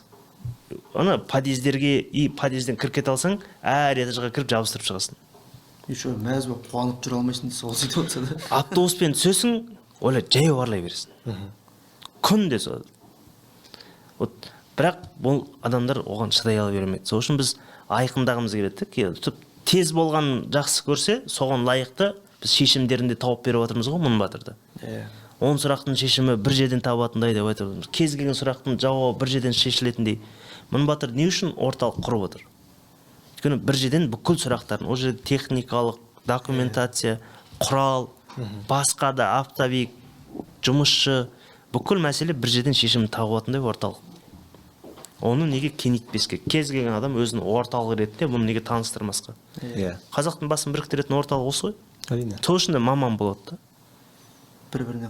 Мысалы, және айтып отырмыз, бізде Шолпан ханым өткенде командамен Мыңбатыр болып Ташкентке, Самарқандқа болды ғой. Осы кезде Шолпан ханым айтады, бізде СММ жұмыс істейді. Машинаның артында отырмын дейді. Аяғым қысылып қалды. Маған жәнеге фастум гель алу керек болып тұр дейді. Бәрімізге айтып отырды ғой, фастум гель алу керек дейді. Сосын комплекс бар іште. Сосын тугисті қосып алып, аптека іздеп отырмын дейді. тоқтатыңызшы, мен аптека кіріп алайын деп айтайын десе, бір аптеканы өтіп кетті, 2 аптека көріп отырмын дейді. Бірақ тоқтаңызшы деп айта алмай отырмын дейді. Маңайынан да сұрамаған да. Сөйтіп бір жерге жеттік дейді. Жеткеннен кейін бізде Жарас мырза, мен дүкенге бара жатырмын, кімге не керек айтыңыздар дегенде, Шолпан ханым айтқан ғой, маған фастумгел алсаңыз аптекаға кіріп деп. Сол кезде бізде Үміт мырза бар, Алматыдағы студентіміз. Тура Шолпан ханымның алдыңғы орындығында отырған, қалтасында фастумгел болғанда. Просто сұрамағанда. Жанынан сұрай салу керек. Бізде Батыр тоже сондай да. Қасынан сұрай салады, біт жауап табылды. Жоқ, ізденіп жүрген адамдардың ортасында мүлдем басқаша синергия ғой. Жай жүрген адамдар, мен мысалы, шынымен достарым дискотека, баняға, клубқа арналған болуы мүмкін да. Бизнеске келмейді оның қабілеті. Расымен онымен бизнес жасадың, сол күні одан айырылып қалдым. Өйткені қабілеті келмейді расымен. Оларды дос ретінде ұстау керек. Болды. Сенің бала күннен бірге өскен досың, оның әңгімесі бөлек. Бала күнгі приколдарды айтасың, ананы айтасың. Бизнес сүйреп, оны өзгерте алмайсың. Бизнес деген ой біріккендер болғаннан кейін, бұл жерде кез келген идеяның шешімін табады ғой. Мұның Батыр деген ізденіп жүрген адамдардың ортасы ғой. Мысалы подкастты да бізде қазір қарап, басқа адам көрмейді. Ізденіп жүрген адам ғана көреді бізді. Өзінің керегін алады да. Тура сол сияқты тренингқа ізденгісі келетін адам, ізденіп жүрген адам ғана келеді де. Басқа адам қинап көрсете алмайсың. Тренинг деген просмотр қанша болады қазір? Шоумен 3 миллион жинаса, біз 30 мың жинасақ, біз мәз боламыз да. Өйткені ізденетіндердің ортасы аз, но бірақ мүмкіншілігі көп олар. Енді бір сұрақ. Бізде енді Тендерасаның негізгі филиалында 20-дан астам сотрудник бармыз ғой енді. Оның барлығы дерлік өзінің мамандары емес негізі. Оның барлығы қалай өзіне маман бола алды? Енді бастапқы қалай сене алды? Мен осы жерде қалып, ары қарай өсетін. Шыны керек. Студент те бар, оқушы да бар, үлкен де бар. Енді біз шынымен де бір заводпыз ғой негізінде. Талант ашатын, байқататын адамдар. Нолдан жасау мүмкін емес деген адам кірсе, ол мүмкін емес болып шығады да. Бірақ біз өзін дамытқысы келеді деген адамдарға өзі бір бағытын реттеп берсең болды екен. Мысалы өзіңнің бауырың Сымбат, енді бізде 15 жасынан жүр ғой. Техник қой. Талант бар, мынау қолданбаған дейсің. Талант бар, бірақ кез келген нәрсені көрсетсең жасап кете алады да. Мысалы мына аппаратураны любой тілін түсініп бере алады. Бірақ оны қолданатын жер жоқ та. Практикалық орталық жоқ. Біз Мың Батырда да өзіміздің іште де адамдарға қолданатын нәрсені тауып беріп отырмыз. Не нәрсе болады? Өсірем десе соған қартай өсіріп бересің де, мына нәрсені қолдан. Мынаны жасап тастадың ба, мына нәрсені қолдан. Ең алғаш неге Сымбат үйде ЕЦП ключ бар ғой. Соны бір ағам ашып берді де, сосын мен компания тарттым ғой. Бізге де ЕЦП ашуға керек. Давай сен ашып бер жүр заказға. Бізде отыр. Бізде келіп отыр. 2000 теңгеден ба ашып берді ЕЦП. Бір уақытта кейбір кезде білесіз, енді өзімде бұның қолынан келмейді деп айтып қалатын кездерім болды ғой. Сол кезде жоқ, Симбаның қолынан келеді, видеоға түсіреді әлде. Мысалы подкасттың өзін барлығын реттеп, қаншама нені реттеп дайындап отырды. Тек қоршаған ортасы сенді, сен істей аласың деп. Ол мысалы 15 жастан бөлек, оған дейін стройка істеген. Оля өзін Сымбат мынандай жігіт қой. Келмейді оның қабілеті де былайда стройка арналмаған ол бала. Сыртынан қарап айта салады дейсіз ғой. Қалып қалса, сол беті ол сол жерде қалып қалушы еді. Қаншама адамдар бар, ана жол мысалы Ақтөбеге барсам, 5 тіл білет стройкада жүр дейді. 5 тіл білетін талантың сен аяқпен таптап жүрсің да өзің. Менің досым бар, шынымен де анау ән айтқан кезде Қайрат Нұртас жылап жібереді шынымен де. Шынымен дауыс деген керемет түр деген анау красавчик болған ғой. Бүкіл мектеп жақсы көреді. Қазір шақтыда жүр. Бір жағынан обидно да шынымен де. Ол болды, мен осылай болып қалдым деп. Әйтпесе талант мектепте енді номер 1 талант сол болған шығар. Бүкіл мектеп, мұғалім, завуч, директорға дейін уважать етеді. Бірақ аша алмай қалды да. Тура сол сияқты адамдарға ашатын орталық беру керек та. Мың Батыр деген сол практика жасайтын орталық. Бүкіл жерде практика жасайтын орталық жоқ Қазақстанда. Оны біз енді болашақта сенесіңдер ме, сенбейсіңдер ме білмеймін, бірақ районный центрларға дейін ашу керекпіз да бұны. Барлығында мүмкіншілік болады. Конечно. Ол фундаментінен бастап қалаға шыққанға дейін ол әсерін алу керек та.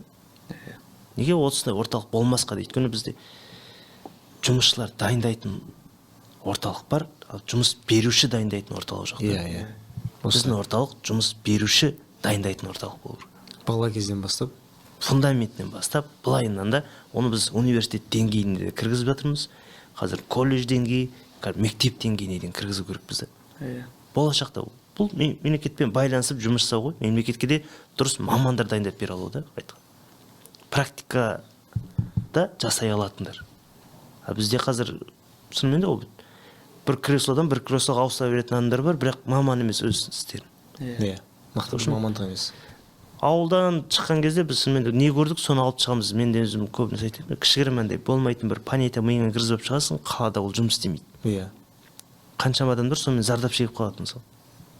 Ештеңе істей алмай қалады басқа шыққан кезде. Қаладағы өмірді басқаша көрсететіндей орталықпыз ғой, рас айтқанда. Негізі тағы бір не өзім айта кетейін.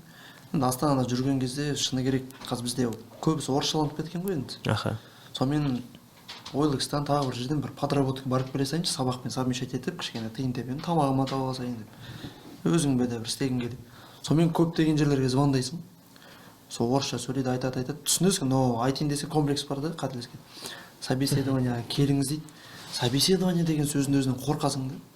Ертең Барсам, болған не жаққа айтамын деп, барсам көп адам қарап отырады. Мен ғана кіріп еще не істеуім керек түсінбейсің де. И содан қорқасың. Бұл орталық және районның бәріне келетін болса, онда кез келген адам смело келіп өзінің ісін тауып кетеді деп ойлаймын. Өзін дұрыс таныстыра алады ғой, былай айтқанда. Таныстыра алады. Келеді. Әйтпесе жаңа мамандар бар, айта алмайды өзін істей алатын нәрсесін. Иә. Болды, қолынан келмейді, айта алмағаннан болды ғой, жаратылмайды деген сол. Иә. Маған да енді көбісі қалай не істедің дегенде осы нәрсені айтқым келеді. Мен просто айғайлап айтып шықтым. Болды. Істеп жүрген нәрсе. Мен өзім сол базарға кірген күннен бастап мен сол нәрсе. Мен стройматериал шығарамын деп күн көрім айғайлап жүреді. Мен визиткаларыма дейін жазылып тұратын. Сол визиткада жазылып тұратын нәрсені бәрін тарата бересің. Но қаншама адамға сөйтіп стройматериал шығарып бересің ойлап. Көбісі оны істей бермейді, сенбейді ғой. Конечно, ол істей алатын нәрсеңді айғайлап тұрып айту керек деп ойлаймын мен. Қазір кезінде деп айтасыз ғой, кезінде 90 жылдары көбісі жауып істесе, қазір бәрі ашық. 90 жылдарда расымен де рекетизм заманы, мысалы мен барахолкадан 2 рюкзак товар алып шықсам, оны жолда тартып алуым мүмкін. Оны көрсеткісі келмейді. Не сатса да ол кезде жабық қылып, апарып жеткізіп ақырын шығарады. Қазір наоборот ашатын уақыт келді ғой. Адамдар не істесе де ашып көрсетіп жатыр қазір. Миллиардерлерге дейін қазір бүкіл кассасын ашып тастаған. Заводтарын ашып тастаған көрсетіп жатыр да. Ашпаса адам сенбейді. Ашпаса уже қазір наоборот күмән ғой, қазір ашпаса. Істеп жүр екен осы деп. Қалай ақша тауып жүр екен. Сол үшін ашып айғайлап тұрып көрсетуді біз мұның батырын әр мүшесі істеу керек деп ойлаймын. Ең алғаш өзіңіз блогерсіз деп айтып жүрдіңіз ғой енді. Күніне 5 стористан түсірейік обязательно барлығымыз. Иә. А так бір Инстаграм болды, жай суреттер салып қоясың, ештеңе постта жазбайсың. Сонымен тендер жауып бастап жүрген кезде күнде түсіре берем. И сіз өзіңіз айтып жүрдіңіз ғой, маған да бір стористің өзімен ақ клиенттер келетін деп. Иә. Бір кезде Көкшетауға Армстронг потолок жіберіп жатырмын. Сторисқа түсіре салам, бір кісі маған жазады: "Бауырым, сен Армстронг сатасың ба?" дейді. Ана кезде уже менде егер бұрынғы қабілет болатын болса, жоқ сатпаймын, менікі емес айта салам болады. Шаруам жоқ деп. Ана жерде кішкене ойландым да, жазып жібердім ана кісіге. "Иә, сатам" дедім де, өзім сатып алған кісіге айттым. Мен 1800 алғам квадрат метр. Ана кісі айтты: "Аға, ассалаумағалейкум, мен сізден және Армстронг алған болатын. Қазір сізге бір клиент жіберемін. Сізде 1800, давайте 2200 деп айтыңыз. Сізге ешқандай зиян жоқ, үстіндегі 400 теңге менікі" деп. И сол арқылы және клиентпен сөйлесем, 200 квадрат керек дейді. Номерін бәрін көрсеттім, осы жерге барасыз, эталон базарында, міне кірдіңіз, 200 квадратын алыңыз бит. 200 квадрат алды, жай стористан 80 мың теңге сөз алды да. Ол ашылған адамға мүмкіндік деге келеді.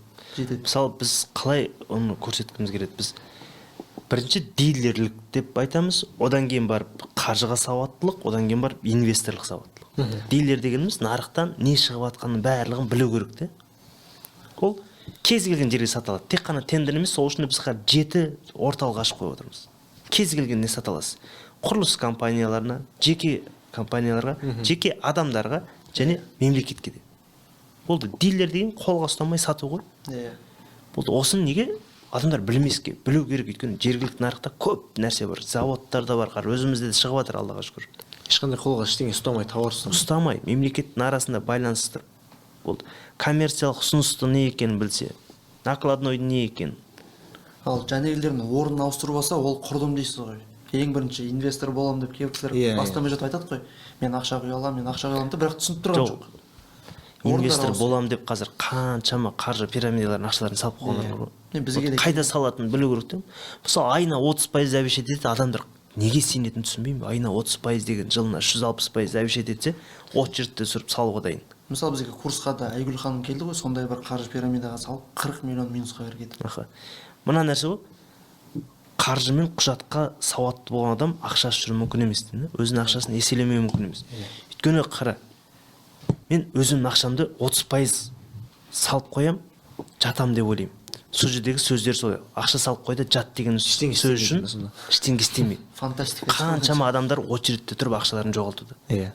Әлі де болып жатқан. Инвестор деген білу керек те, өзін қайда салу керек екенін. Мысалы біз әрқайсымыз қазір сондай нәрсеге кіргізіп жатырмыз. Біз білеміз. Мына складты білесің, мына заводты білесің, мына автовикпен жұмыс істеуге одан алғанды мемлекеттің арасындағы айырмашылығын да есептеп тұрып біліп тұрсың да. А воздухқа салу деген енді түсінбеймін. Банкке салудың да қажеті жоқ қазір. Өз ақшаң лучше айналатын. Ол айналмаса ол құрдымға кетті деген сөз. Өзің білетін, көзің жеткен дүниеге сал дейсіз ғой сонда. Конечно, көзің жетпесе. Иә. Қазір бізде ақша табады, жоғалтып алмау үшін сондай жерлерге іздейді. Иә. Наоборот жоғалып жатады. Жарылап жылына қаншама суицид болып отыр қазір. Бірақ сонда да қайтпайды ғой. Салуын сонда да тоқтатпайды қаншама. Біздің үйретіп жатқан салада уже көрініп тұрды. Алатын жерің, тапсыратын клиентің үкімет, мемлекет. Қандай товар көз алдында көрініп тұр. Ақшаңды да өзің ыңғайлап аласың. Келісімшарт бар. Келісімшарт бар. Андай бір лақтырып кетеді деген емес, мемлекет бұл.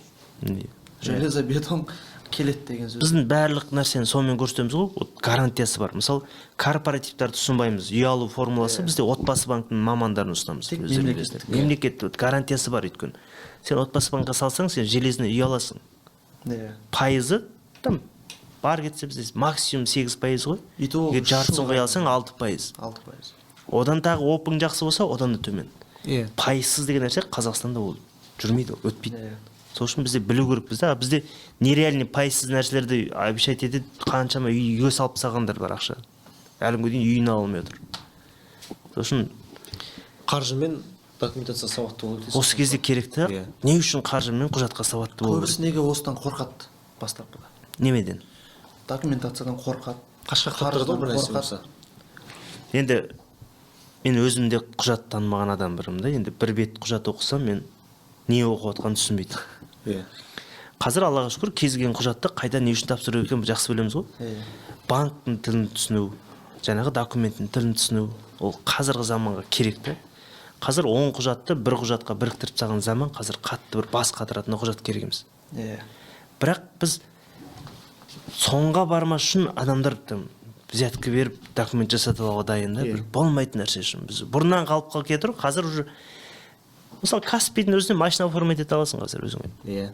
Болды, сол заманға бірлесіп алдың, қазір біз құжат тану деген сол. Көбісі мына жақты қозғасы келмейді, мә саған ақша посредник ақша береді. Проблемам шешіп бере салшы дейді ғой.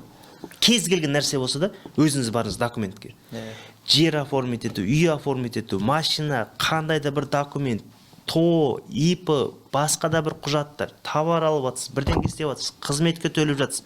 Барлығына өзіңіз жүріңіз, болды, ол сізге опыт. Қиын емес. Бірақ рет шешім тауып аласыз, сіз 100 мәселені ары қарай шеше бересіз ғой. Кез келген нәрсе ары қарай. Сол бір рет айналып қашқаннан біз бәлен бір рет айналып қашып жүреміз ғой сол. Бір әзіл бар ғой ондай.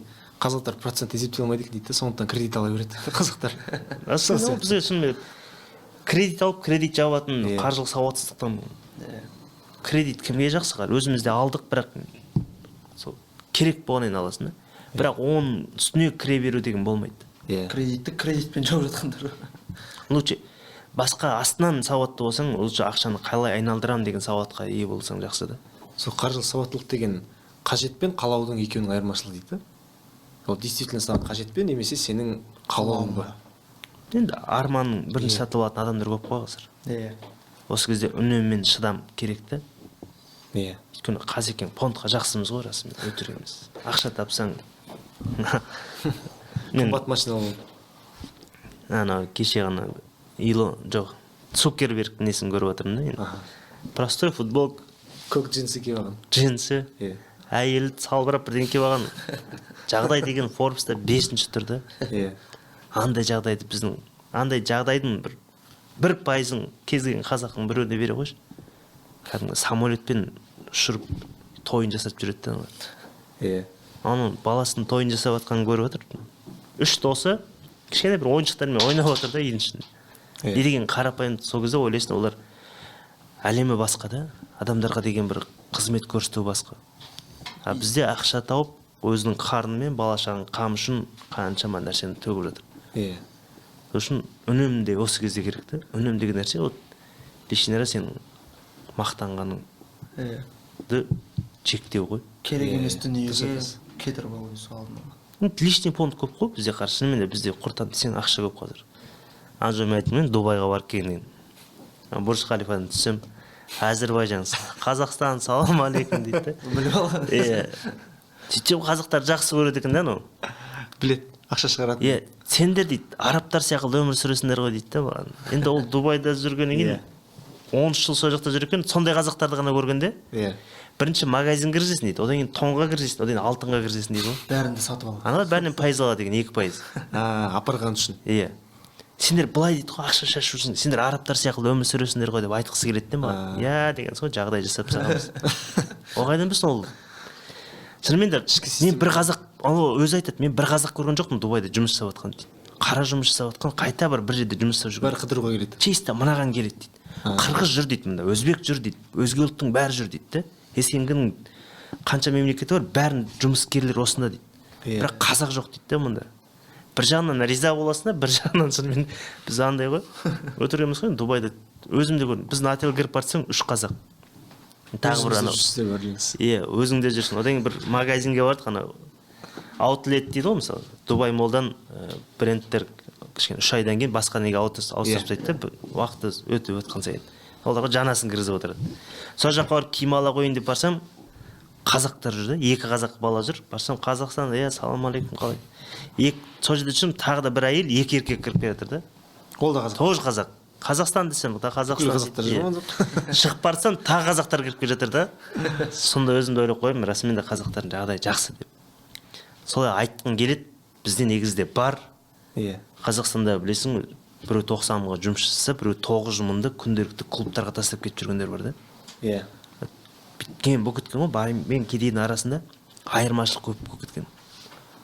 Сол үшін бізде теңестіру үшін осы құжат пен қаржыға сауатты болу керек деп ойлаймын. Өте маңызды осы нәрсені біз мемлекет пен халықтың ортасында көпір болып жалғастыру керекпіз. Иә. Шыны керек. Жағдайы барлар да бар, жағдайы жоқтар да бар. Бірақ біз осы мың батыр болып осы стереотипті толығымен жойғымыз келеді де. Ортаға көпір салу керек. Ортаға көпір салып, барлығында жағдайы болатындай. Жоқ, жаңа мемлекеттің беріп жатқан нәрсенің барлығы, мысалы халық алу керек та, бізде өздерінің адамдар бар деп кірмейді. Иә. Тікелей дұрыс түсіндіріп беру ғой мүмкін. Гранттар өзіңіз 2 миллион 5 миллион гранттар бар. Өзің қаншама танысың бар алған. Иә. Бірақ біз сенбейміз да. Оның өзінің адамдары бар деп. Шешіп саған. Конечно, сенбесең саған аузың кім әкеп береді? Иә. Жай ғана бастап істеп көру керек те, барлығы жарайды енді 5-6 өздеріне алып беріп жатқан шығар енді. Барлығы өзіне беріп жатыр деген сөз жоқ қой. Иә. Әрине. Қазір антикор деген бар, тексеретін орталықтар бар, керек болса тексеріп айтты, мынау неге маған бермей жатыр деп. Мысалы, аға көке деп көбісі ойлап қалады ғой, жемқорлық деп. Тендерді адамдардың көп ойлайды ғой. Тендерді сөйтіп ойлайды. Жоқ, ол жоқ емес, бар, істегісі келетіндер де бар. Оны бұзатын сол біз ғой, қарапайым ортадағандар. Біз документ тану арқылы олардың стереотипін бұзамыз да. Мысалы, тендердің өзінде деймін де, автоматтандырылған ғой. Конечно. Андай, сенің суммаң 0,1 тиын төмен болса да, болды, сен победительсің. Ол жерде ешқандай аға көке жоқ та. Жоқ, бізде енді бір ручкамен, бір қолмен жағдай жасап тастаған адамдар көп қой. Олар дальше жасағысы келеді де. А оны сауаты бар адамдар ақын сырып тастайды. Азаматшылар осы жерде сұрақ сізге. Тендер жасап көрдіңіз ғой енді, тендер жасап жүрдіңіз. Жаңа айтып отырған пара беріп көрдіңіз ғой сол кезде? Жоқ шығар негізінде. Негізде болған мынандай жағдайлар, бірақ мынандай трес дейді ғой, кәдімгідей бір ұрыс керіске дейін байланысқа дейін барған кездер болды. Мен өзім енді қалай сауат егере бастадым. Мен гаишниктер осы жылда 5 рет гаишник тоқтатты осы күнге дейін. Сол өскеменге бардықанда 2 рет встречный мысалы атып. Документ шығарған жоқпын да. Тек қана дұрыс сөйлей салу. Бізде бәрін өзіміз взяткаға дайындаймыз ғой. алдын ала дайындалып тұрасыз дейсіз ғой сонда? Сразу. гаишник тоқтата қалса, ошибка болса, не дейсің деп тұра қалады да. А, Мен шынымен де документ шығарған жоқпын, ана жолы бізде Мұратханда барғанда көрді ғой. иә. Терезені түсірдім, енді джиппен жүргеннен кейін де бір жағынан не істейтін шығар, бірақ сауатты сөйлесе ал. Неге заңсыз қызмет етіп жүрсіз? Осындай заңсыз емес, камераны алдым, шығардым. Тағы да не дейсіз дедім, өздері жоқ, жүре беріңіз, осындай деген сияқты. Жолыңыз болсын. А бізде көбісі бәрі четкий болып тұрса да, өзіне сенімді болып тұрса да, бәрі кісі тұрады. Біз шешіп тастап кетуді жақсы көреміз ғой. Штраф салма, оған мен сөйте кетсем, не дейсіз, салмақ қойсыз. Ана аузын толтырып 25 мың деп бір айтуы мүмкін еді. Иә. Демек қоя сал деген сияқты. Сол үшін менде принцип қазір. Енді Мыңбатырды осындай құжат тану үшін де жасап жатқаннан кейін біз сауатты, Іріктелген дейсіз. ештеңке бермейтін, алмайтын кәсіпкерлер дайындағымыз келеді. Енді взятка деген өзі аты да жаман ғой, бір жағынан харам. Иә. Сол үшін оны қолданбау керек деп ойлаймын. Керек десе ырыс керіс дұрысқа дейін бар, бірақ ақшамен шешіп кетуді ойлама. Иә. Ақшамен шешіп кетуді бір ойласаң, расымен де енді мен Алматыда жүргенде біз гаишниктарға қаншамасын бердік қой, өтірік емес. Шынымен де 2000 теңге там. Өйткені әр кезде документім жоқ та. Қазір документтің бәрі дұрыс.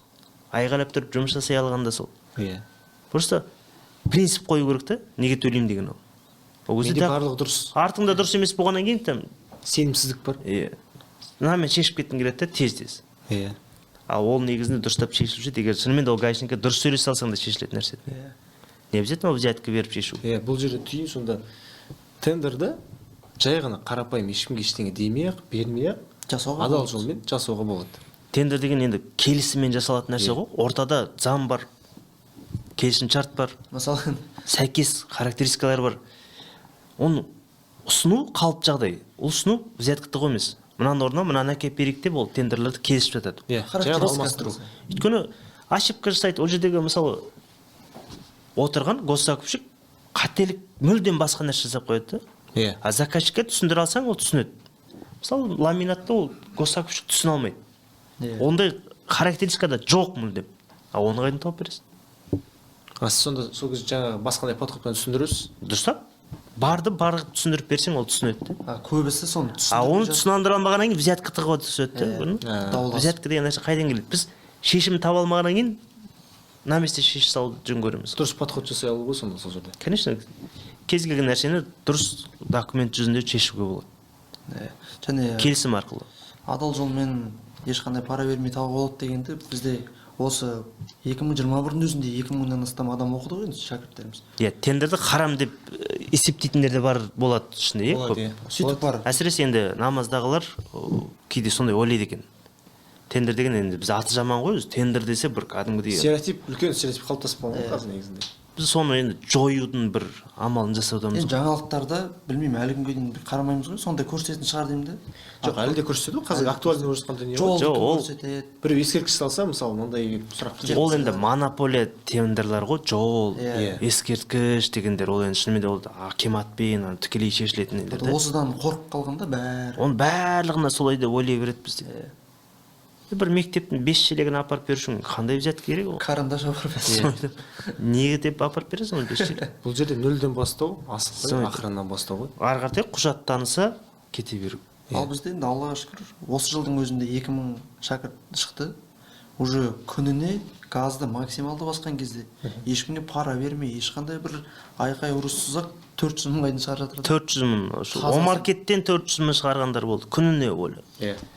Және де біздің бір студентіміз бар ғой, Мақсат Мырза. Аха. Ол кісінің примерін келтірсек. Ойлаңыз, 70 мың теңгеден бастады. Иә. Шыны керек басында нервісі ауырды, кіріп келеді, бірден сұрақпен кіреді. Бірақ қазіргі нәтижесі енді 1,8 миллиардқа договор отырып, Қарағандыда мектеп салдырып жатыр. Иә. Мақсатта мінез бар енді, шынымен де ондай талпыныс және ашық қой. Қайтпайтын мінез. Мына нәрсе негіз кез келген адам жаңағы бүгінгі жаңа келді деп жатсың ғой, пессимизм. Жылай беретін. Ол өзгеден ештеңке көрмейді де, өзінен бергісі келмейді. Мысалы, маған осы күнге дейін қанша жүрсе де, ол бір лайк басып көрмеген адам ғой, бір комментарий жазып. Иә. Көңіл толмайды өйткені. Мақсат бірінші күні көңіл толып, көмектесіп, негіз берсең аласы кез. Сол үшін ойлаймын, адам беру керек деп. Неғұрлым береді, сол кезде алады. өзіңе бір нәрсе шығарсаң өзіңе бір нәрсе беру керексің. Ол тек қана ақшамен емес, біз жай бір қолдау. көмектесуді айтамыз ғой, ақшамен. Қайырымдылықты ақшамен ғана өлшейміз. Негізі ниетпен ғой, қайырымдылық ниетпен. От души ниетіңмен бір нәрсе көмектесе алшы. Мысалы, Калия ханым биыл мысалы Меккеге барып келді. Ол кісі білесіздер қалай ашық екен. Қуантарлық. Ашық, беріп, күнде тәртіп мынандай бет хат жазады. Жандарым, асылдарым деп тұр. Батырларым, менің қайырлы таң, тәртін 8-де. бүкіл ортаға басқандай бір энергия сыйлайды. Кері байланыс жоқ болса да, өзінен беруге дайын да бірден. Бердім, олар да маған берді. Обязательно бірдеңке Бітпейді, Сол үшін неғұрлым өзімді Аллаға шүкір қанша қазір қайырымдылық жасап отырмыз ғой, алды үйде сыйлай алдық. Енді таразы жарылыс болған кезде де көмектесе алдық бар. Негізі бір жағынан бізде енді жоғары деңгейге шықсақ, бізде өзіміздің пайызымызды как зекет ретінде беруге дайынбыз.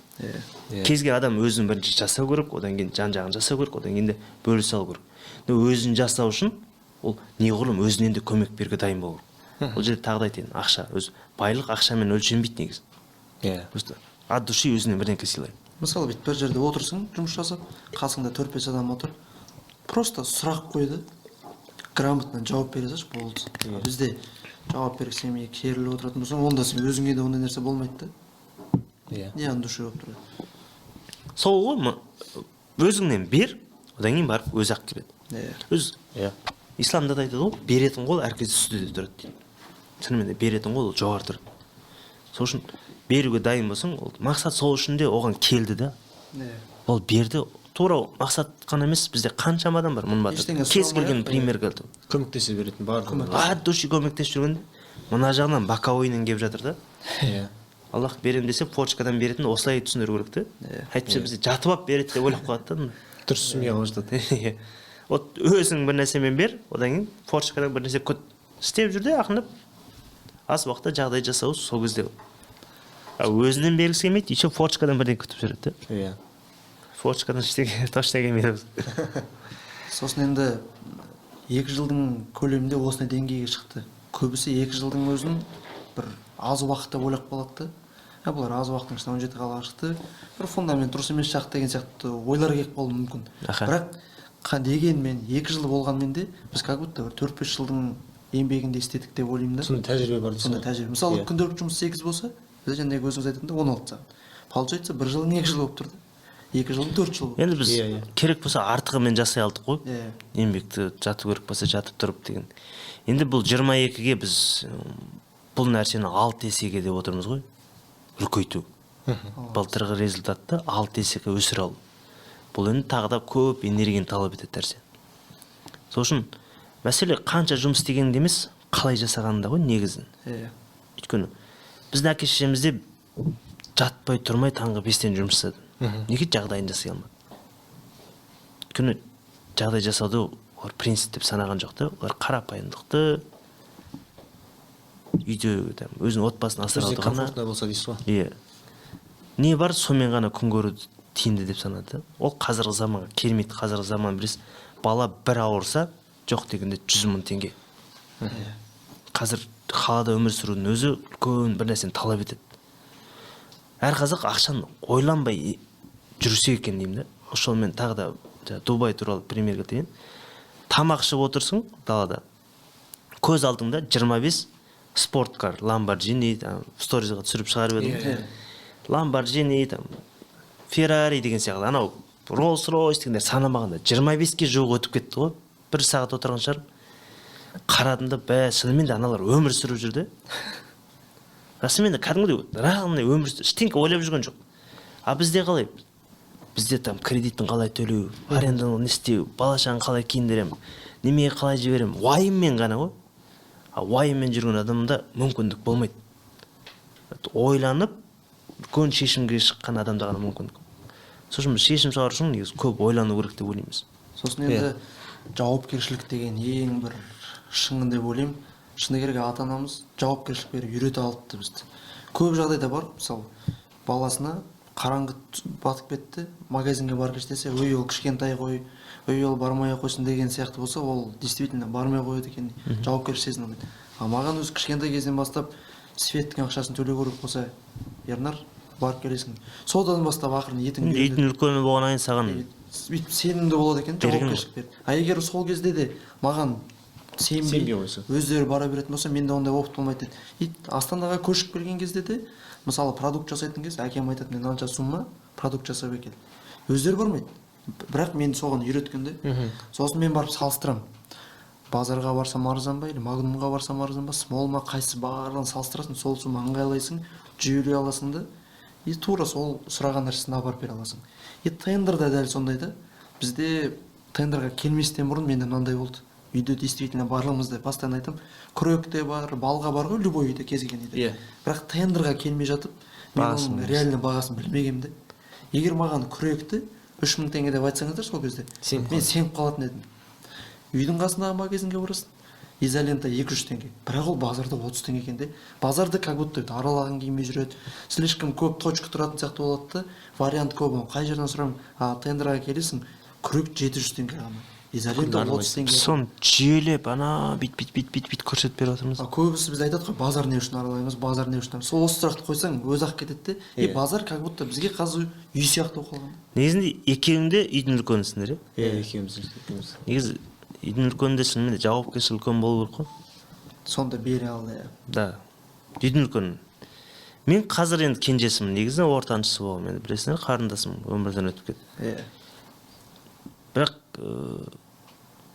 енді кішкентай кезден бастап маған енді менде жаңа сияқты мен басқа нәрсемен шектесе де мен наоборот шығарып отыратын да. Мен ешқашан көшеге шығуды шектеп көрген жоқ. Мен 1-ші класстан бастап мен апамның ауылына мен өзім жалғыз баратым. Бұл районный центрға барасың, районный центрден ары қаратай тағы бір 100 бекен, соның ары қаратай километр барасың. Өзің жалғыз. Жалғыз өзім. Районный центрға дейін 70 километр бізде. Көбісінің ата-анасы ондайға бел болмайды. Одан бөлек менде бір мөшек еще көлдің жағасы өскен кейін балық, бір мөшек балықпен шығамын. Ойла, қалай апарасың өзің білесің ғой.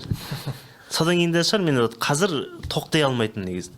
Мен 15 күндік каникулда апама кетемін. Бір жыл жаңа біткеннен кейін жаңа 3 айлық каникулда апама кетемін. Мен жаз бойы нағашы апамның қолында өстім. И одан бөлек там нағашыларым барам. Әкем жақтағылар да сол ауылдың маңайында тұрады, сол жаққа барам. Ауылда. Содан кейін де мен бір орында отырмау, сон нәрсе шығар. Негізі бала күннен қалыптасқан нәрсе есейген жемісін береді. Самостоятельность дейсіз сонда, Мына нәрсені айтқан екен негізі. Егер де біздің бала күніміз болмаса, 90%-ымыз бай, қуатты өмір сүруші еді. Бірақ көп жағдайда біздің бала күніміздегі көрген қасіреттеріміз, шектеулеріміз, барьерлеріміз өскен кезде жемісін бермей жатады. Соның барлығы дейсіз ғой, Өйткені біз бала күннен фундаментті қалай қалыптастырамыз содан ғой. Енді мынау переходный возрастта жарып шығатындар енді санаулы. Ал ол кезде бір басылып қалса, жаңағы қолынан ештеңе келмейтіннің несі сол кезде пайда болады. Расымен де ол да өмір маған осымен ғана берілген деп түсініп алады көбісі. Самостоятельно бола білу дейсіз ғой. Мысалы, менде сол самостоятельностьқа жауапкершілікке үйретті деп айттым. Одан кейін өзім қаламаған жерге оқуға жібердім мен, интернатқа. Енді Өскемен қаласында дарынды балаларға арналған Жамбыл атындағы. Ол жаққа да жалғыз өзің бару керексің. И менде көпшіліктің арасында тағы жалғыз бара алмайсың. Вот осы кезде как будто бір теңіздің үстіне лақтыра салғандай болды да. Жауапкершілік, самостоятельностьті сол жақтан да сіңіреді екен. Бізде әкелеріміз енді мынандай ғой, кедей санамен өсті. Сенің де әкең бай емес, білесің. Сенікі де бай емес. Бізде мен әкем де сондай болғаннан кейін бізде өзі істемегенде біздің әкешілеріміз баласынан көргісі келеді ғой. Бірақ қалай жасалатынын айта алмайды да. Өтірік емес, бізді 18-ге толғаннан кейін қалаға жіберді ғой, өзің бірдеңе істеп өмір сүріп көр деген сияқты. Сол кезде мен бай әке, кедей әке Роберт Кийосакидің «Богатый бедный папа» кітабын алғаш оқығанда мен басыма кәдімгідей бір жарылыс берді. Біздің әкелеріміз өмірі бізге инвестиция деген сөз үйретіп көрмеген екен. Өйткені өздері білмейді, қабілет болмады. Біз қазір сол нәрселер неге үйретпеске деген сөз ғой. Өйткені біз шынымен де көбісі әке-шешесі мен әлі күнге дейін сол былтыр барсам, саған ақ билет алып алу керек еді дейді. Енді мама не істеймін оны деймін да ақ билеттен. Әлі де үміті бар да, бір формада мекен, военныйда мекен бір көргісі келеді. Енді бізде тұқымымызда ешкім жоқ қой, енді әкемнің 9 қарындас бауыры бар, соның біреуі бір мемлекеттік қызметкер емес екен. Енді бір көргісі келетін шығар деп ойлаймын да, шынымен де болмады, не істеймін, айтамын, мама мен кәсіпкермін ғой деймін да. қазір барып тағы да айтсам мен мама мен ана военныйға шақырып жатыр кіріп алайын ба десем кіріп ал қарамайды шынымен ана 150 айлық па ол жерде 70 мың айлық па обязательно бір форма там погону деп өйткені сондай армандайды әкешілеріміз бірақ біз сол стереотиптерді тыңдамау емес біз соны жою керекпіз да өйткені қазір кәсіпкерлікті модаға шығарудамыз ғой кәсіпкер болу модада болу керек бұл енді кәсіпкер деген коммерсант спекулянт қалай болады сондай деп кәсіпкерлер кішкене жек көретін да қазір наоборот кәсіпкер деген модада ғой өйткені ол мемлекетті асырайтын айналып келген кәсіпкерлер ғой сол үшін біз дұрыс бағытта жүрміз негізінде дұрыс біздің бағытымыз бәрі айқын сол нарықта жүргенімізге қуану керекпіз да әке-шешелерімізге де соны түсіндіре алу керекпіз басында өзіңді кішкене түсінбедім іштей білемін негізі айтпаса да дастандікі де түсінбеді неме қуып жүрсің деп айтқысы келді бір жерге кіріп алмайсың ба сол кезде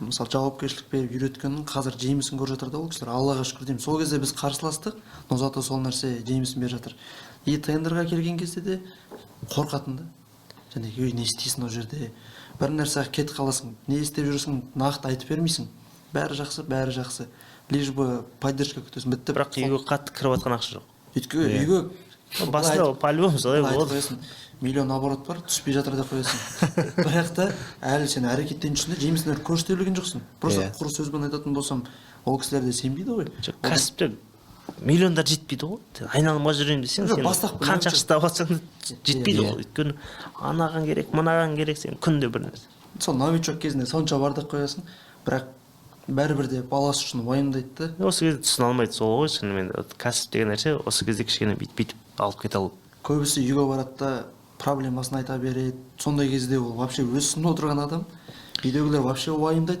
ол мүлде түсініп кетеді деп ойлаймын желательно айтпау керек сияқты қалада шынымен де аш жүрдік қой подъезде жатқан кездерде болды бірақ бірінен айтып көрмеппін ғой айтпау керек жақсы дейсің ғой болды анау бір алаңдатпау конечно енді анаң алғысы да қарғысы да деген сияқты шынымен оның әр уайымы саған тікелей әсер етеді анау бір не ғой алматыда шынымен қарны ашып кеткенде досымыз екеуміз келе жатырмыз самса сататын екі өзбектер екен әлі күнге дейін күлкім келген енді шынымен де қарны ашып кеткен ғой қалтада енді 150 теңге жоқ деген енді шынымен ғой өзбекке келгенімізде самса берші дейміз ғой бір самса вообще бір тістедік те ақша жоқ дейді маған қалай жоқ дейді өзбек қой енді қарны ашып енді жоқ қалай жоқ дейміз жоқ болса неге жейсің дейді қарны ашып кетті деген соң екеуміз бұрылып аламыз да кетіп бардық еще қарқылдап күлеміз да мақо деген досым екеуміз бір жағынан ұят та енді бір жағынан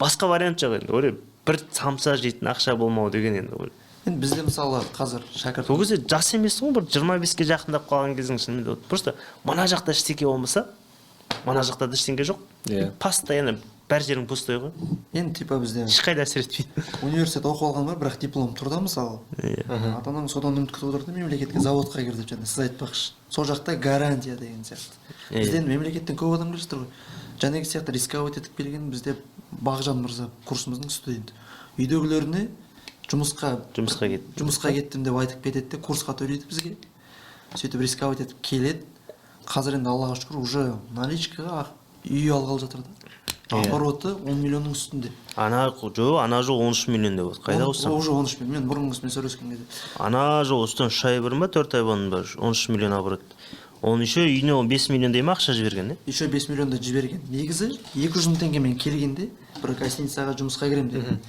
100 мың теңгені курсқа төледі де 100 мың теңгені ұстап отырған чтоб бір ай өтіп кетсе бізге ана пәтер беріп біздің бір айдан кейін пәтерде астанаға келгендерге пәтер береміз ғой біз сол кезде бір айдан кейін шық дегенде 15 күн жата тұрайшы деп не істеді сұраған тағы да сөйтіп қалып нәтиже шыққан ғой қазір уже лидерлардың бірі де 20-да ма қаншада 2000 жылғы 20-да шымкенттен келді шымкент сол үшін де бір живущий ливочий кіріп кете алатын көбісінің оған енді батылы жетпейді де үйдегілерге солай кет қалдым деп еще 100 мың теңгені сақта қалған ғой егер нәтиже болмай жатса үйдегілерге 100 мың аударамын как будто мен істеп жатқан жерден зарплата алдым деген сияқты сөйтіп план құрып келген бірақ аллаға шүкір енді қуантарлық жағдай, енді әрқайсысы күнде қуантып жатыр ғой. мост жақ деген сол ғой, әрқайсысы бізде мост жағып келуде и үлкен нәтижелерді өзінен де күтуде. Иә. Енді тағы бір сұрақ. 17 қаласында осы аралап тоқтамай көріп келдіңіз. Әр жақтың өзінің кәсіпке деген көзқарасы әртүрлі ме әлде бірдей ме? Негізінде әртүрлі десе болады. Өйткені шығыс жақ мысалы. Шығыстан қарағанда енді оңтүстік пен батысқа қаратай акцент қойып, оңтүстікте расымен де адамдар кәсіпке деген бір дайын десе де болады.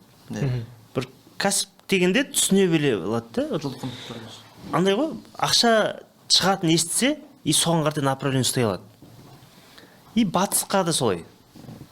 Ал мынау шығыс пен солтүстікке қаратай не істесең, возможно көрсетіп тұрсаң да мән бермейді. О жақта білмеймін, бір стабильностьқа үйреніп қалған ба адамдар. Енді орыстанып кеткен деп айта алмайсың. Енді өзімде шығыстан болғаннан кейін бір достарың жүр. Сол 3000 метр шахтаға түсіп кетіп жұмыс жасауды тиімді деп санайды да. Анау риск емес. Жердің бетінде ақша жасау риск та ол. Бір досың таксовать етеді, там 200-бен басып жүреді. Анау риск емес те. Просто ақшасын кішігірім айналдыр десең риск. Білмеймін, ол жақта кәсіп деген нәрсе енді өзімізде алыс болғаннан кейін ба, біздің жақта тем более алыс екен. Енді екеуіңде Семейде өскемендесіңдер ғой, мысалы қара. Өскеменде мынандай нәрсе. Магазинге кірсең, саған ал деп саған ұмтылмайды да адам. Саудаласпайды сен. Не то саудаласпан сен, сөйлеспейді анау. Ұстап, енді біздің кезде ғой, енді 2005-те қалаға ең алғаш шығып жүргенде дейді. Ұстап көрейін деп отырсаң, алмасаң ұстама дейді ғой. Сатуға деген желание жоқ та адамдар. Адамдарға деген сондай не қалыптасып қалған ба, кәсіпке деген нелер жоқ. Жоғары жақта киімді алып берші десең, точно сатып аласың ба деп сұрайтын. Алып бермейді де анау, нана киім ұстатпай қойын. Мынандай болады, бір 2005 жыл ғой, шапка алайын деп базарға тұрмыз ғой. Базарда дос балам орысша білмейді, анау орыс шапканы киіп көреді, жақсы дейді. Орысқа тұрады, түсіріңізші дейді ғой. Орыс не поняла дейді да. Түсіріңізші дейді. Примерно түсініп тұр ана кісі енді. Вообще принцип қойып алған, не поняла. Ана қолым бүйтіп түсіріңізші. Ана не понять дейді. Алмасаң поставь на место дейді. Алмасаң жүре бер, орнына қойып қой дейді. Ана сонда болмайды, түсіріңізші деп орысша. Мен қарқылдаймын мына жақтан. Совет алмай қайтып кеткенбіз. Ол жақта түсір деген бір понятие жоқ та, қанша орысша айтып беріп тұрсаң да. Ол жақта сол айтылды ма, сол баға алу керексің ғой. Енді кірді ғой, енді бертіндері кішкене Шымкенттен, жан жақтан адамдар кіріп. Аралас дейсіз. Аралас. Мысалы, тура сол сияқты енді кәсіпке деген енді, бірақ кәсіпті біліп туады деген сөз емес бұл жерде. Ыңғайына қаратай кез келген қазірде енді бізде Өскемендегі Мыңбатыр жақсы қозғалып жүр ғой. Просто масса бір адам жоқ та ұмтылып жүрген деген. Типа аналар жалғыз өзі істейтін болса қорқыныш бар, бір адам істеп жүретін болса тағы сенбейді. Көп адам істесе ғана істейді дейсің. Қазір ол жақтан ауырт мүмкіндік көп қой. Өскеменде де бізде біраз адам жиналды ғой. Өскеменде мүмкіндік көп. Ол жақтың ауыл аймақтарына мына жақтағылар кіре бере алмайды. Сол үшін де мүмкіндік көп, не істейтін өз местныйларына үлкен мүмкіндік жатыр дейсіз. Жаңа мүмкіндік дегенге тоқталып кетсек, тендер жауып жүрдік қой, бір 40 рулон обой ұтып алғам. Пост жазып 40 рулон обой ұтып алдым. Базарды аралап жүрмін, эталон базар. И бір орыстар сатады екен. Барып сұрасам, ана кісілер қызықпайды да. Мен бірақ енді 40 рулон деп айтқан жоқпын, обой көріп тұрмын. Ана кісі менсінбейді. Алла тағала мен оны ол кісілерге мүмкіндік қылып жіберіп тұр да. Саудасын кішкене бір күндік кассасын шығарып алсын, 40 рулон ал. Ана кісілер бүйтіп қарым қатынас дұрыс емес, мен кетіп қалдым. Тағы бір жерге барасың, тағы жауап бергісі келмейді. Кеп тұрған мүмкіндікті пайдаланылмай тұр да. Саған қарап просто не істемеген ғой. Қарап бір серьезно қабылдамаған. Серьезно қабылдамаған. Алады деп ойламай ма? Сосын жаңа қырғыз ағайындар енді өзіміздің негізі қазекеңнен алғың келеді ғой. Өзіміздің сауданы көтергің келеді. Сосын бір қырғызға барып жұмыс істей көріп едім. Бір 500 теңгенің затын сұрасаң да ана кісі ұмтылып жоқ жерден тауып әкеп береді де, сол жерден сатып алдым да мен ең аяғында. Кері байланыс болу керек деген. Ал жаңағы Шымкент деп жатқаннан кейін ол жақта мүмкіндікті ерте көре білетін сияқты әр адам. Жоқ, кері байланыс болса кез келген сала кіруге болады. Бізде адамдар иілмейді, біз иілуді төмен түсуді ойлайды. Кішкентай иіле салу, қызмет көрсету қазір біз шынымен де иіліп жүрміз ғой қаншама адам алдында. Ода тұрған ештеңе жоқ енді. Иілу керек деп ойлаймын. Мен даже номер жазып алайын десем, қойшы басында ұрып берсін, звондайсың дейді. Өзің саудасы ғой мысалы. Иә. Жалпы мына Қорытындылайық. Түйіндейік. Негізгі тақырыбымыз осы мың батыр болған, құндылығы. Енді бүгін ат дұшы бір әңгіме айтылған сияқты. Иә. Бұйырса алдағы уақытта да шығарып отырамыз шығарылымдар. Енді Көріп отырған көрермендер болса, келесі тақырыптың бір қалай жасасақ болады? келесі тақырыпқа қонақ шақырайық. Иә. Арнайы спикер, өзіміздің ісіндегі мамандардан. Тақырыптар қызықты болса, енді қандай тақырып қызықты, Иә. төменге жазып кетсеңіздер болады. Және арнайы сыйлық беремін дедім ба? Бірдеңе деп қалдым. Сыйлық, Не сыйлық береміз? Осы сізден Азамат Серікұлдан бір сыйлық берсек, Как бірінші қонақ ретінде ғой. бірінші қонақ ретінде. Жеке разбор жасап берейін мен. Иә. Ол үшін Расымен. біздің осы подкаст туралы, мың батыр подкасты жайлы өзіңізді Жеке разбор. Екінші 20 мың сыйлық. 3 сыйлық жасайық. Иә, бірінші кәдімгі жеке разбор. Бір сағат па сөйлесіп, енді толықта разбор жасап беру. Не дұрыс, не дұрыс емес. Әсіресе енді бізді қарап жүрген ең ол бизнеске, тендерға қызығады. Екінші 20 мың ақша. Үшінші кітап. кітап бересіз. Бір мықты кітап. Бестселлер Атын бересіз. айтпай қойын, бестселлер мықты. Ол үшін Не істеу керек? Ол үшін жаңағыдай өзінің оймен бөліссе осы подкаст туралы, және де оны Комментарийға, иә? Комментарийға. Осы комментарийдің арасынан таңдап аламыз, және де осы келесі шығарылымда біз айтатын боламыз. Кім ұтты? Және де сіз осы Азамат Серікұл айтқан разборыңыз немесе жаңа ақшалай сыйлығыңыз кітабыңызды аласыз. Бөлісу керек па? Негізі Инстаграмда бөлісу керек, иә. Аха. подкаст жайлы. Подкаст жайлы өзіңіздің ойыңызбен комментарий жазсаңыздар, және де стористеріңізді салсаңыздар. Мына жерге қазір біз шығарып кетеміз парақшаларымызды. Осы жерге бөліссеңіздер. Аха. Сосын енді сөз соңында жыл аяқталып келе жатыр. Келесі жылдың жоспарын бір кішігірім аңдатпа дейді ғой. Солай айтып берсек. 22 жылда қандай тендер жасай мың батырда болады? Жаңалықтар ма? Жаңалықтар. Иә. Енді жаңағы айтқан біз биыл істегенімізді келесі жылы 6 есеге көтереміз деп отырмыз. Енді биыл оңай шаруасы деп айта алмаймын. Биыл шынымен де қара, пандемияның қайнап тұрған кезіне қарамай біз 17 қалаға шығалдық. Біз келесі жылы бұны орталықтар, әсіресе кампус орталықтарынан бастайық деп отырмыз. Бұл енді кампус дегеніміз Астана қаласында деп айтайық. Бір ортада бүкіл шешімін бір жерден тауып отырған орталық. Бұл әр қалаға рет-ретімен үлгергенімізше ашалу. Бірінші Нұрсұлтаннан ашу басталды. Бірінші Нұрсұлтан, міндетті түрде ол Нұрсұлтан, одан кейін Алматы, одан кейін жаңағы сұранысқа байланысты әр қаланың өзінің орнына дайындап беру. Жоқ дегенде сосын 12 сала қосу ғой. Иә. Әзірге 7 сала кіреді, жылдың соңына дейін 12 жаңа мамандықтар кіреді. Мүмкіндік беретін. Бұл мемлекеттің гарантия беріп тұрған, біз осыны айтсақ, бұл жерден 200% гарантия емес ақшаны шығарасыз. Өйткені біз тексерілген нәрсені ғана кіргіземіз. Жаңа сияқты боздық деген жоқ. Салық қойдың, ақша таптың деген нәрсе жоқ. Бұл жерде еңбек, инвестицияның бағытын көретін жерлер. Реально мамандықтар сол. Иә, ақша тауға болатын. Қандай да бір емес, бірнеше адам бұл жерден миллиондардың бәләнбе еселеп тауып жүрген жерді біз сол жерде ғана кіргізіп шығарамыз. Иә. Бұйырса, сол күнге жетейік, Құдай қаласа. Келесі жылы енді мың батырдың саны өсу керек, міндетті түрде жоқ дегенде 10 мың деп отырмыз. Бұл принцип.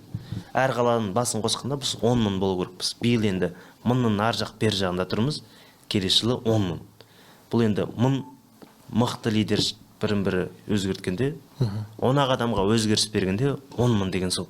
Айналасына әсер етеді. Осындай орталықта енді әркім түсінген шығар, не үшін жүру керек екен. Иә. Ол болса достарымыз аяқтасаңыз. Бұйырса, келесі шығарылымда көріскенше, мына жерге өздеріңіздің ойларыңызды бөлісіп кетсеңіздер, және де жаңағы айтылған инстаграмдарға өздеріңіздің ойларыңызды бөліссеңіздер стористерге. Біз мына жерге шығарып қоямыз, оның барлығын шарттарын. Келесі кездескенше сау болыңыздар.